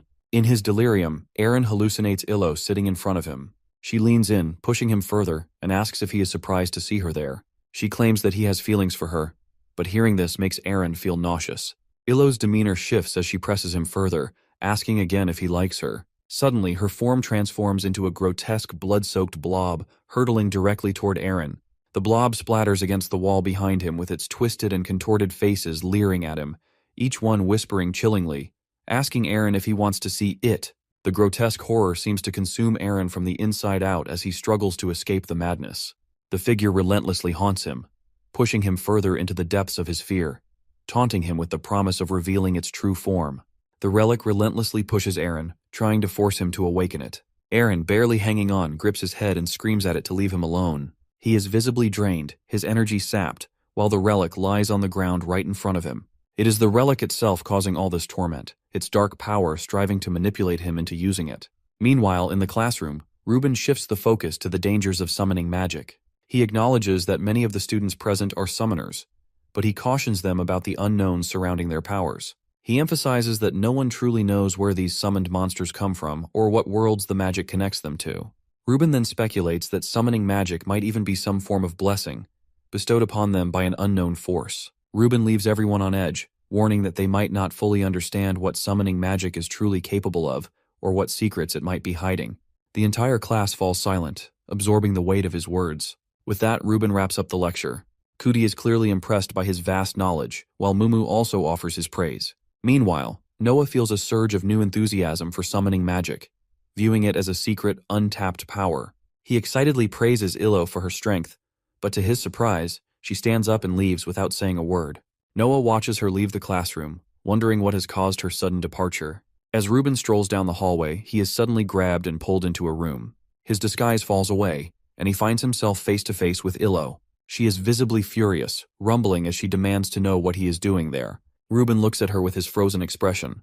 Illo, growing more annoyed, grabs him by the neck, lifting him off the ground. She demands that he reveal everything, asking if he still considers her his sister. As she yells at him, Noah, our very own 007, overhears their conversation. He stands frozen in shock, realizing the reality. Noah is now in a bit of a bind. All he has done is follow Illo, thinking of her as a friend who is just upset. But now he has discovered that Ruben is her brother. The revelation hits him hard, and he struggles to process it all. To make matters more confusing, he can't understand why Illo has beaten the hell out of Ruben. After delivering the beating, Illo demands to know Ruben's reason for being there. Ruben stands up, clears his throat, and finally reveals the truth. He is there to pick her up. Illo, still confused, listens as Ruben explains that Stidoan, though seemingly peaceful, is on the brink of war. He reveals that the last war hasn't taken place within their borders, but the coming one is different. Illo, skeptical, asks how he knows all this. Ruben's response shocks her as he reveals that Stidoan itself is planning to start the war. Thousands of soldiers have already been dispatched to defend Stidoan's borders, with every noble family volunteering their members to fight. Ruben speculates that the Sigrin family must have received the decree as well. Illo's father has even been visited by one of the king's royal knights, and the Sigrin maids and butlers bow in respect. The knight apologized for the unannounced visit, took out a scroll and read it aloud. The decree, issued by the king, announced that the head of the Sigrin family will travel to the borders to prepare for war. Since it was a royal order, there was nothing her father could do. Hearing this, Illo feels disheartened. She knows that her father has spoken out against the war in front of the king. According to her, he has chosen to voice his opposition, even though it risks ruining their reputation and subjecting the Sigrin name to ridicule. Ruben denies it, arguing that their father has also participated in the last war when he didn't need to. He doesn't believe their father could change so easily. However, Illo, confident in her belief, yells back, insisting that he might change. She thinks their father is filled with regret, even if he won't admit it. Ruben, enraged, snaps at her, calling their father a coward for running away. According to him, their father uses the war as an excuse to abandon them because he can't handle their mother's death. Hearing this, Illo slams her fist into the wall with all her strength, freezing Ruben in place for a moment. She reminds him that this is exactly what he has done, abandoning her and running away. Ruben, stunned by her words, falls silent, realizing the truth in her accusation. He is shocked by her strength and reluctantly accepts his own actions. Meanwhile, Noah is observing the entire scene through the keyhole. Suddenly he notices Illo heading toward the door, which makes him panic, causing him to hide behind it. Illo then slams the door open and rushes out of the academy. Noah is taken aback when he sees tears in her eyes. As he watches her leave, Ruben notices him and calls out. He refers to Noah as a fixer, implying he has business with him. As Illo hurries outside, the rain has already stopped, but she seems disheartened by what Ruben has said. He wants her to leave Stadone before the war begins, and for that reason, he is staying at the academy to give her time to consider his offer. Illo, however, remains silent, lost in her thoughts. Back in the present, Illo finds herself deep within the forest, thinking about the choice she has to make. Back at the academy, Ruben reveals to Noah that he is the one who has requested him to spy on Illo. Noah is in shock, wondering why Ruben has made such a request. Ruben, in turn, counters with a question, asking why Noah has declined his request and why he has been following Illo around after that. This question makes Noah angry, and, hitting his chest, he boldly claims it is his own choice. Ruben finds this response odd, and while Noah tries to explain, he mentions that it is due to a career crisis. He shyly admits that they are friends, but Ruben doesn't find it convincing. Noah is also curious about why Ruben has asked him to spy on his own sister. Ruben shrugs and explains that he is just worried about her as a brother. Noah still doesn't find that explanation convincing, but rather than arguing further, he decides to leave. Ruben questions Noah about his sudden outburst, to which Noah furiously reveals that they should both be searching for Illo, as they are both genuinely worried for her. Despite being a bit surprised, Ruben agrees with him. Meanwhile, in the basement, Aaron is running toward an exit he has spotted. He feels hopeful, motivating himself to push harder as he is so close. However, just as he is about to reach it, everything around him suddenly begins to crumble. He falls to the ground as bloody tentacles sprout from the earth, burrowing into his skin. Aaron lets out a piercing scream, but then he realizes he is unharmed, sitting in the basement in front of the relic. The relic has done this again, and it is pushing him harder than ever to use its power. It transforms back into Illo's form, revealing that it expects Aaron to give up by now, but he has surpassed its expectations. Fed up, Aaron grabs the relic and begins striking the massive metal door countless times with it. The Illo form appears again, mockingly taunting him, claiming he can't escape like that. However, Aaron, filled with rage, swings the relic at the form with all his might. Meanwhile, deep in the jungle, Illo is kicking a tree in frustration, consumed by the words her brother has said. She keeps kicking it, screaming about how she has friends at the academy, but now he wants her to leave with him. With all her strength, she delivers one final powerful kick, venting her anger. She is furious. Even though her father can fend for himself, there is still the household staff to consider. As she wonders what she should do, she hears a rustling in the nearby bushes. Looking over, she sees Aaron, holding his summoning book in his hand. He doesn't look well, and seeing him in the jungle at that moment leaves Illo in shock. Aaron glances at her, and for a moment, he thinks she is the same figure that has been pushing him to use the relic. Illo is confused by it all when suddenly, Aaron unleashes a powerful blood splatter attack, sending it straight toward her. She barely manages to dodge it, leaping to the side, but not without getting a deep cut on her arm. Furious, she rushes toward Aaron to yell at him, but her anger quickly turns to fear as she notices that he has transformed into a monstrous form, emitting a strange red aura. She immediately realizes that this is far worse than she has anticipated. This time, Kyle, who usually is armed with water cannons, charges forward. But instead of the usual, he unleashes a ferocious blood cannon, powered by large cylinders of blood, radiating a strong, menacing aura. Illo, standing in front of it, immediately realizes she has messed up. Kyle lifts his fist, and without giving her a moment to react, he strikes. She narrowly sidesteps while her mind racing as she screams in confusion, questioning why Aaron is attacking her and what is happening to his monstrous form. Aaron remains silent with his monster relentless, launching attack after attack. Illo struggles to dodge them all, barely managing to keep up with the onslaught. Suddenly the monster lifts its fist and stretches it toward Illo, catching her off guard. Just as it is inches away from her, she manages to summon her own monster, which intercepts the attack midway. Illo shouts at Aaron to stop with desperation in her voice as it seems like he is trying to kill her. However, her words fall on deaf ears. Kyle launches another attack with relentless aggression, while Aaron stands in the background, muttering incoherent words to himself. Illo glances at him and wonders if he has completely lost his mind. She tries to snap him out of it, yelling that the torment is over. But in Aaron's fractured reality, Illo isn't there. To him, she is the figure from earlier, the one taunting and tormenting him. Thinking about that, he clutches the relic tightly. He is consumed by guilt, convinced that it is his fault someone's life has ended. Illo screams at Aaron to stop, but he roars back, revealing in a chilling and inhumane tone that, to him, she is already dead. His words terrifies her, but there is no time to waste on them. Kyle leaps into the air, aiming a devastating blow at Garrosh. However, Illo and her monster manage to sidestep just in time. Seizing the moment, Illo commands Garrosh to counter. The creature lunges at Kyle from behind, slamming its head into the ground with full force. The impact creates a brief opening, and Illo dashes toward Aaron, determined to put an end to this madness. But just as she is about to strike, Kyle stretches out his massive hand and catches her mid-charge, gripping her tightly. Before she can react, Kyle unleashes a crushing blow on Garrosh, sending it sprawling. Illo's heart sinks as she realizes just how overwhelmingly powerful the monster truly is. As Illo struggles against her restraints, Aaron approaches her, the relic clutched tightly in his trembling hands. She notices its eerie glow and instantly realizes it is the source of this madness. Aaron sits in front of her with almost maniacal expressions. With a trembling voice, he pleads for her to disappear, claiming he is sick of seeing her. Meanwhile, Kyle prepares another devastating attack, charging it with the same malevolent energy as before. With a deafening roar, he launches it straight at Illo. Just as the blast is about to hit, Garrosh leaps in front of her, taking the full force of the attack. Aaron freezes in shock at the sight, unable to process what has just happened. Garrosh, undeterred, begins tearing apart the shackles that bind Illo, freeing her. Aaron's eyes widen in realization that she isn't dead. The truth hits him like a thunderbolt, but it is too late. Illo is already rushing toward him with her fist crackling with magic, ready to end this once and for all. Meanwhile, deep in the jungle, Noah and Ruben are still searching for Illo. The dense jungle is hard. Noah can't shake the worry gnawing at him that it isn't like her to miss classes, let alone vanish without explanation. As he ponders, his heart skips a beat, spotting her in a distance. Illo stumbles into view, clutching her injured arm, her face pale and weary. Behind her, Garrosh trudges silently, carrying an unconscious Aaron over its massive arms. Without a second thought, Noah sprints toward her, calling out her name.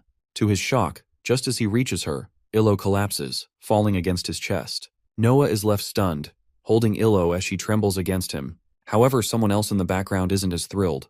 Ruben feels a bit of jealousy. Garrosh, sensing the moment is over, carefully sets Aaron down on the ground and silently vanishes. Illo, still shaking, manages to pull something out and extend it toward Ruben. It is the relic Aaron has been wielding, though now it is cracked, revealing a glowing blue substance swirling inside. The sight of it makes Ruben's eyes widen in shock, as he instantly recognizes the relic's true nature. Back at the Academy's nurse office, Illo and Aaron are both resting on separate beds, with Noah and Ruben by their side. Ruben is engrossed in studying the relic with intense focus, while Noah sits by Illo, still tired from watching over her the entire night. Illo struggles to relax, unable to shake the discomfort of being stared at throughout the night, though she understands that Noah has been there to care for her. Frustrated, she snaps at him, calling out his constant attention as something that isn't in her nature to accept.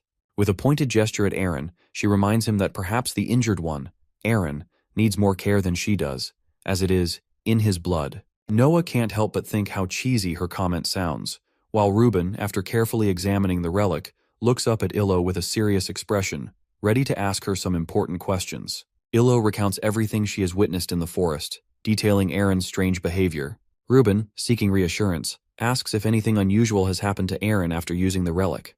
Illo confirms that Aaron has been in a half-conscious, half-unaware state. Ruben, processing this information, speculates that the relic might be the ancient Shelkrino, a powerful artifact that went missing years ago during the Galagon War. He explains that during the war, soldiers stationed in a desert region received a mysterious flare signal. It was discovered that an ancient relic had been uncovered on the battlefield, prompting a request for wizards to secure it. Ruben continues, revealing that when the soldiers arrived at the scene, it was nothing short of a bloodbath, and the relic had vanished from its box. Ruben had been part of the wizard team sent to secure the artifact, and ever since, he has been tracking its whereabouts. To his shock, the relic has reappeared after 8 years of vanishing. What's more, it seems worn out, suggesting it has adapted to its environment and is somehow interacting with the surrounding atmosphere. Something quite unusual for such an artifact. As he explains all of this, Ruben notices Noah's casual expression and asks if he doesn't care about the relic. Noah, remaining calm, admits that he isn't familiar with ancient relics or wars. However, he expresses his desire to help in any way he can. Ruben is a bit thrown off by Noah's response, but he quickly reassures them that they don't need to help. He corrects himself, ordering them not to get involved, as the situation is far too dangerous. He wants them to leave the rest to the adults, as he has already contacted headquarters, and a team will arrive in 2 days. Ruben suggests that Illo get some rest while Noah should return to his classes. Noah wants to assist with the relic, but Ruben is confident the wizards will handle it. According to him, there is no reason for teenagers to be involved in something so serious. As Noah walks out of the nurse's office, he considers skipping class, but then he notices the headmaster rushing past him. It shocks him, thinking what could the headmaster be doing here at this hour? Meanwhile, back in the nurse's office, Ruben feels a bit embarrassed about what he has said to Illo. However, Illo straight up questions him about lying regarding the investigation team. It catches him off guard, but she can tell he is lying. After all, he is her brother. Illo, concerned, asks if something is wrong, and Ruben reluctantly reveals that he is waiting for a response from headquarters. But Illo sees right through him, knowing he is just making excuses. As they are talking, there is an aggressive knock on the door that catches both of them off guard. Ruben quickly runs to put on his disguise before opening the door.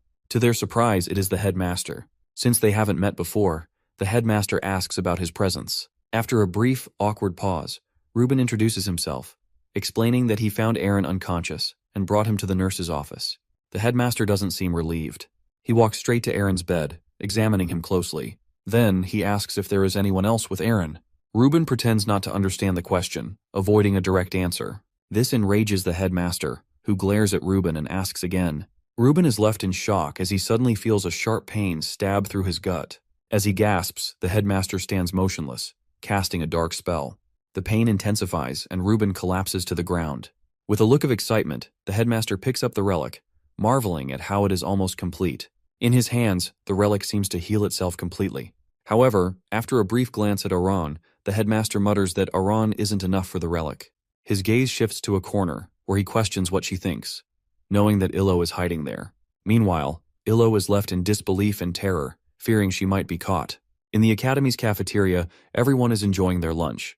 Mumu and Cootie are already eating when Noah joins them. Mumu asks about Illo, noticing she isn't with him. Noah is a bit taken aback, as he thought she had already left the nurse's office. Mentioning the nurse's office makes Cootie pause, worried that Illo might have been hurt. Noah suddenly realizes that Illo might not have eaten anything, so he grabs his plate to take it to her. Excited to show her what he has brought, Noah enters the office, but is shocked to find it empty. He then goes to other students to inquire about Illo's whereabouts, but no one has seen her around. He quickly informs the supervisor, who becomes angry with him.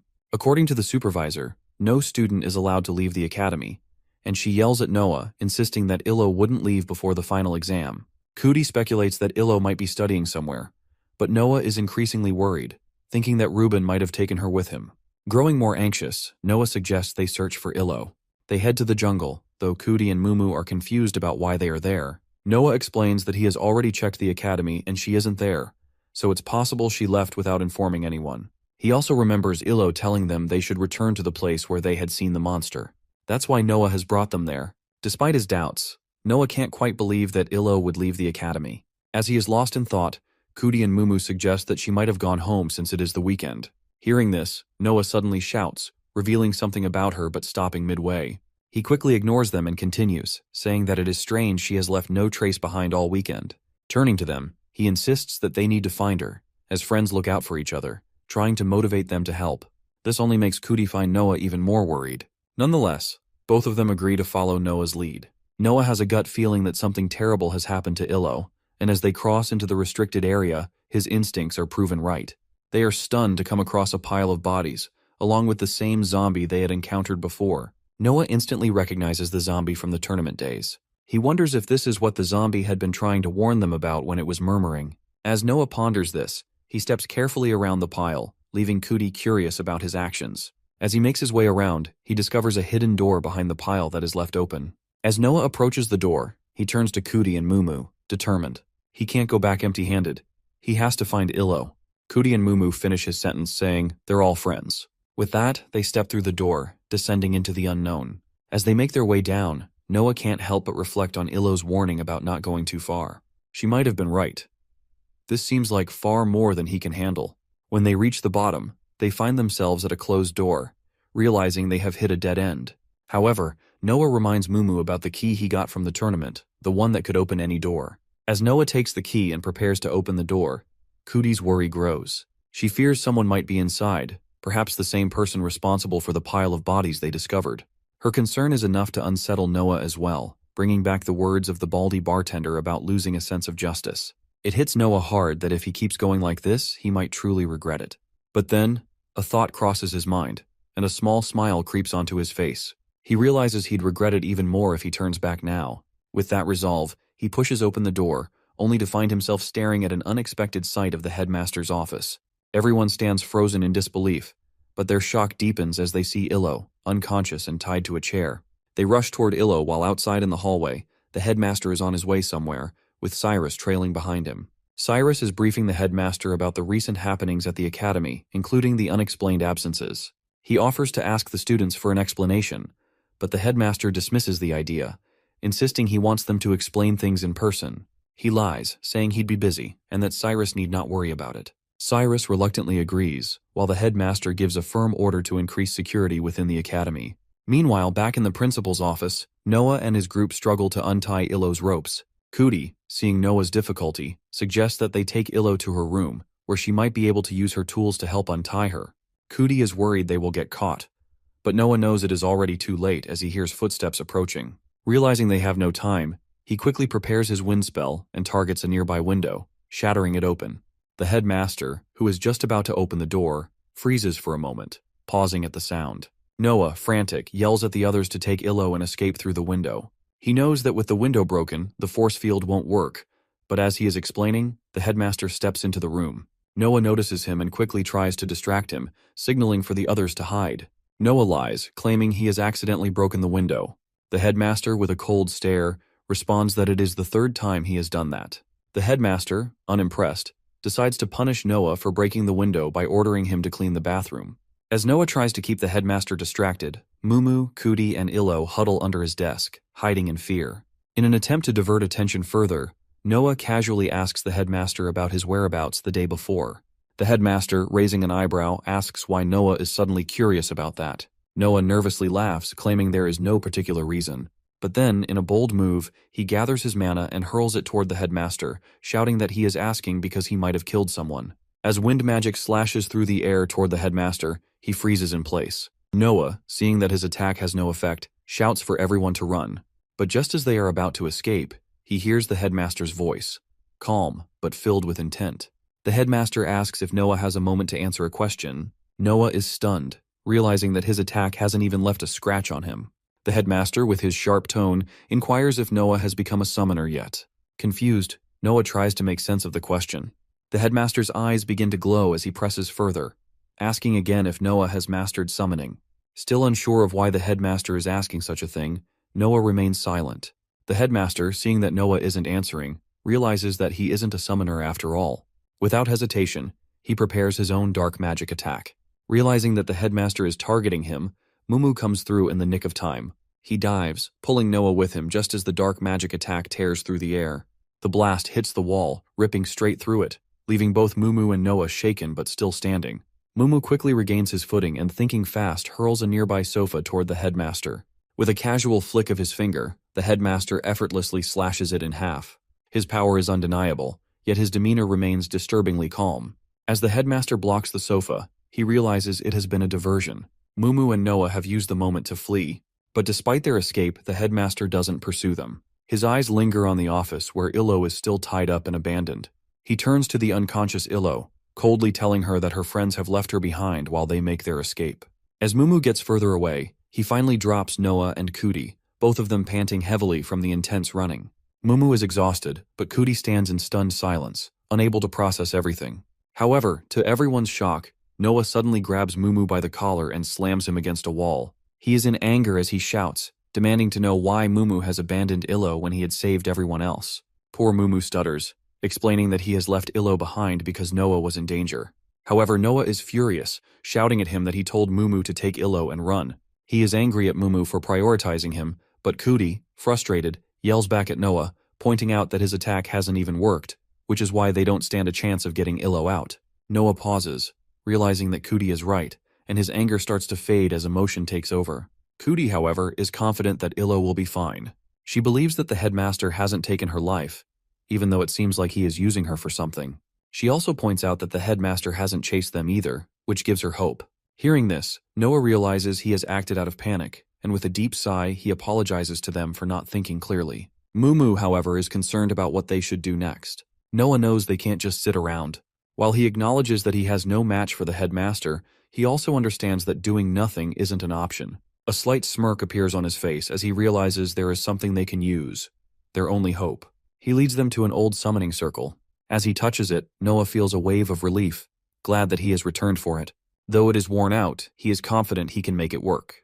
With that, he pulls out the crumpled summoning scroll, recalling how Illo had scolded him for messing it up earlier. He places the scroll on the circle and begins to carefully study it, determination in his eyes. As the summoning circle activates, a strong flash of light erupts around Noah.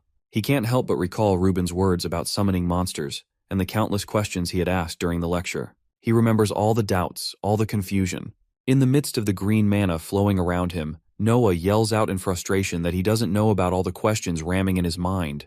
His voice echoes, but his resolve is clearer than ever. Despite his lack of knowledge about summoning, he knows one thing for certain.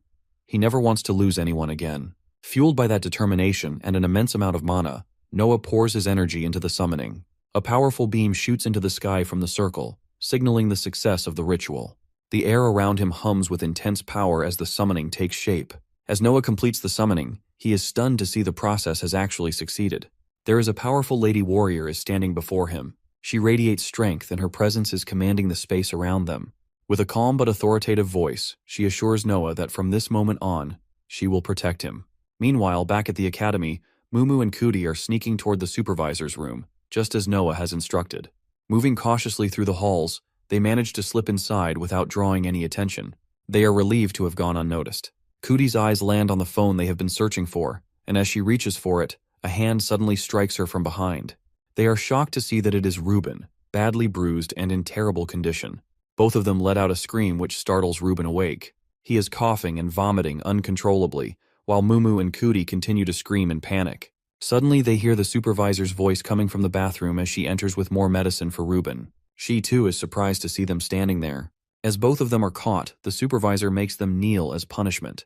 Meanwhile, glancing at his watch, Ruben reveals his true identity to them, that he is Illo's brother and a member of the Magicians of Cumulus, and is tasked with keeping forbidden relics in check. He explains the reason for his visit, which initially was to meet his sister, but it has since shifted to retrieving the relic. During this process, he was attacked, and Illo was also put in danger. The supervisor listens in silence before finally revealing that she doesn't believe his story. Ruben pauses for a moment, then realizes why she is skeptical. To his shock, she claims that she will provide basic aid and help treat his wounds while allowing him to contact his guardian. Hearing this, Ruben thanks her, feeling a sense of relief. He uses the telephone and requests to speak to Lena. Meanwhile, everyone stands behind him, curious about his long conversation. After a while, Ruben hangs up, revealing that backup will arrive in approximately 2 hours. This news brings relief to everyone, while Ruben also mentions that he needs to discuss something else with the supervisor. He wants to contact another person. Upon hearing his request, the supervisor leads him to a private area, while Mumu and Kuti eagerly await the arrival of backup. In the midst of the excitement, Mumu asks how they will inform Noah about the backup. Kuti, hearing this, realizes they haven't even discussed where they will meet him. As night falls, Cyrus and his guards spot Noah strolling down the streets. He yells at Noah for being out so late and orders him to return to his dorm. Meanwhile, Noah, tired and unsure, doesn't know whether to trust Cyrus, as he might be involved in what is happening. When Noah refuses to comply with the order, the guards are surprised by his response. Noah, however, reveals that he has a question for Professor Cyrus. Hearing this, the professor replies that Noah can get his answer in class or after the weekend. To his shock, Noah summons his summoning scroll, yelling that it has nothing to do with class. He then raises his hand into the air, channeling mana all around him. With that, he successfully summons his monster warrior lady, who exudes a powerful wind aura. As she appears, Noah's confidence grows, and he boldly asks if Cyrus still refuses to answer his question. Cyrus, feeling disrespected by Noah's refusal to follow orders, draws his sword. With a swift motion, he slashes at Noah, but Noah quickly dodges, blinking behind him. Impressed by his own speed and strength, Noah loads his wind magic and unleashes a blast directly at Cyrus's back. The warrior lady's presence empowers Noah, but to his shock, Cyrus remains unharmed. He pushes his glasses back, realizing he will have to go harder on Noah. In a flash, he discards his jacket and rushes toward Noah with incredible speed, ready to attack. In an instant, he is above Noah, poised to slice him in half. But as Cyrus swings with all his might, Noah sidesteps, narrowly escaping the blow. This only makes Cyrus more determined, declaring that he will show Noah what happens to students who refuse to listen. The fight is on! Even as Cyrus fought Noah, he couldn't shake the feeling that something strange was going on at the academy. First, a professor had gone missing from class, prompting the headmaster to order Cyrus to attend a meeting in the absent professor's place, while also tasking him with increasing security around the campus. The headmaster's cheerful request for Cyrus to work on the weekend had already unsettled him, but now one of his students was acting completely out of control. It was all too bizarre, and Cyrus couldn't help but think that being a teacher was far rougher than he had anticipated. Back at the fight, Cyrus swings his sword left and right with relentless precision, but Noah is dodging every strike as if he is in his Ultra Instinct form. Despite dodging, Noah quickly realizes that Cyrus is far stronger than he had anticipated. His slashes are powerful, but the real terror comes when one sword strike is so fast it becomes impossible to evade. However, the warrior lady, Acasis, uses her wind magic to sweep Noah to the side, allowing him to dodge even the undodgeable attack. She controls the wind around Noah, moving him swiftly through the air and then gently landing him back on the ground.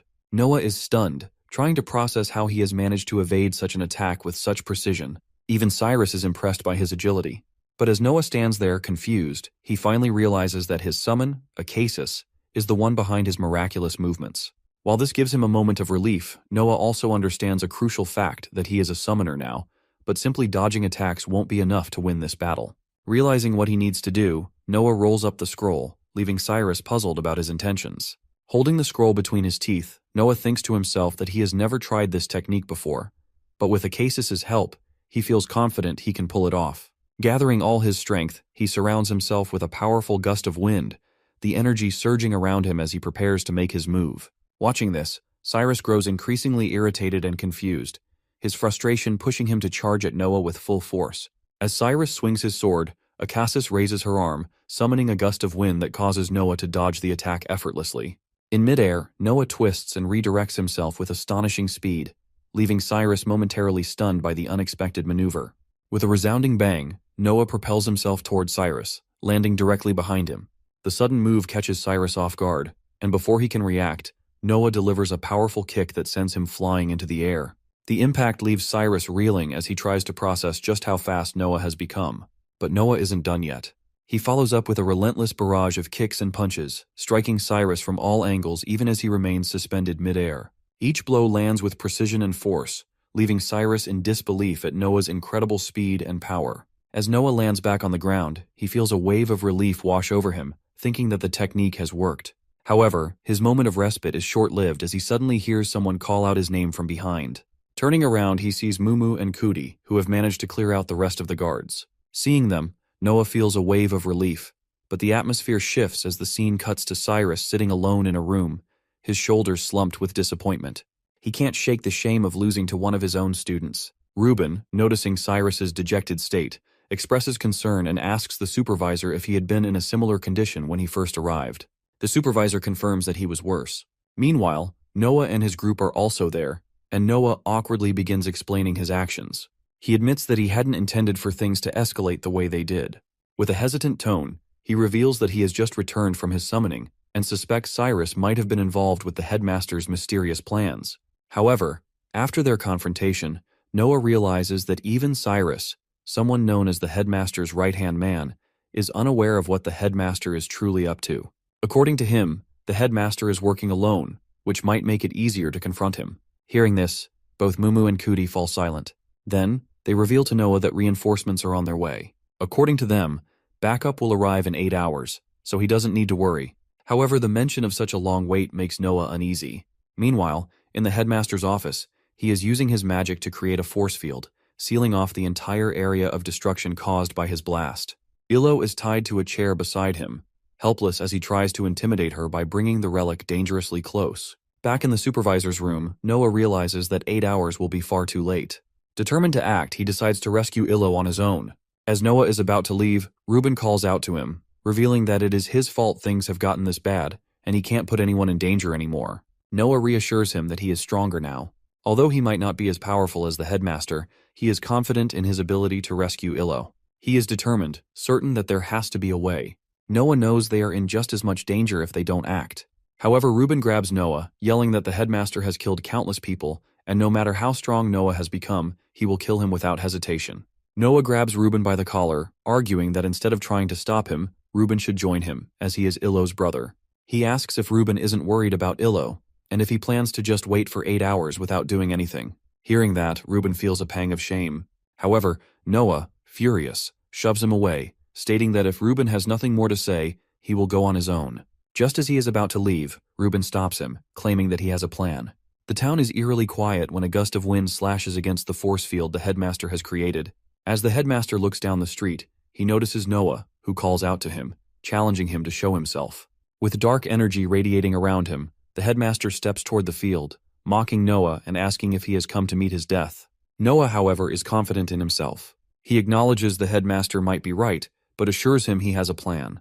Thanks to Ruben's revelation, Noah now has a hostage exchange strategy. According to Ruben, the headmaster had been sacrificing young students with magical abilities to further his goals. If they offer Noah as bait in exchange for Illo, it could work. Ruben, however, warns Noah that there is a risk the headmaster might not fall for it, but it is their best chance. The supervisor, on the other hand, is skeptical, concerned about the force field.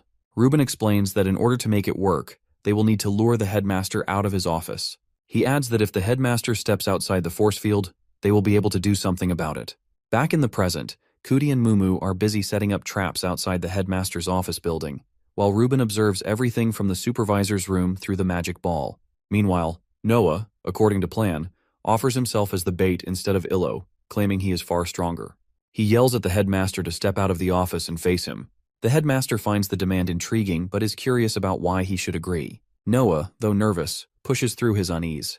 In a fit of rage, he decides to take matters into his own hands. He charges at the force field, gathering all his strength, and kicks it with everything he has. However, to his shock, the force field doesn't even crack. Instead, the attack backfires, sending Noah flying backward. Acasis lifts Noah into the air as the headmaster mocks him, taunting that the shield is too solid for him to break and that he has only succeeded in breaking his own windows. Fueled by fury, Noah channels all his inner mana once again and with full force charges at the force field. Yet this attack also fails to make a dent, leaving Mumu and Cootie deeply worried. As Noah unleashes a barrage of attacks on the shield, the headmaster stands on the other side, smiling and calling it a waste of time. Ruben also watches in concern from the magic ball, knowing Noah is wasting his energy on the shield, even though it is doing nothing. Their goal is to lure the headmaster out, but Noah seems determined to fight him instead.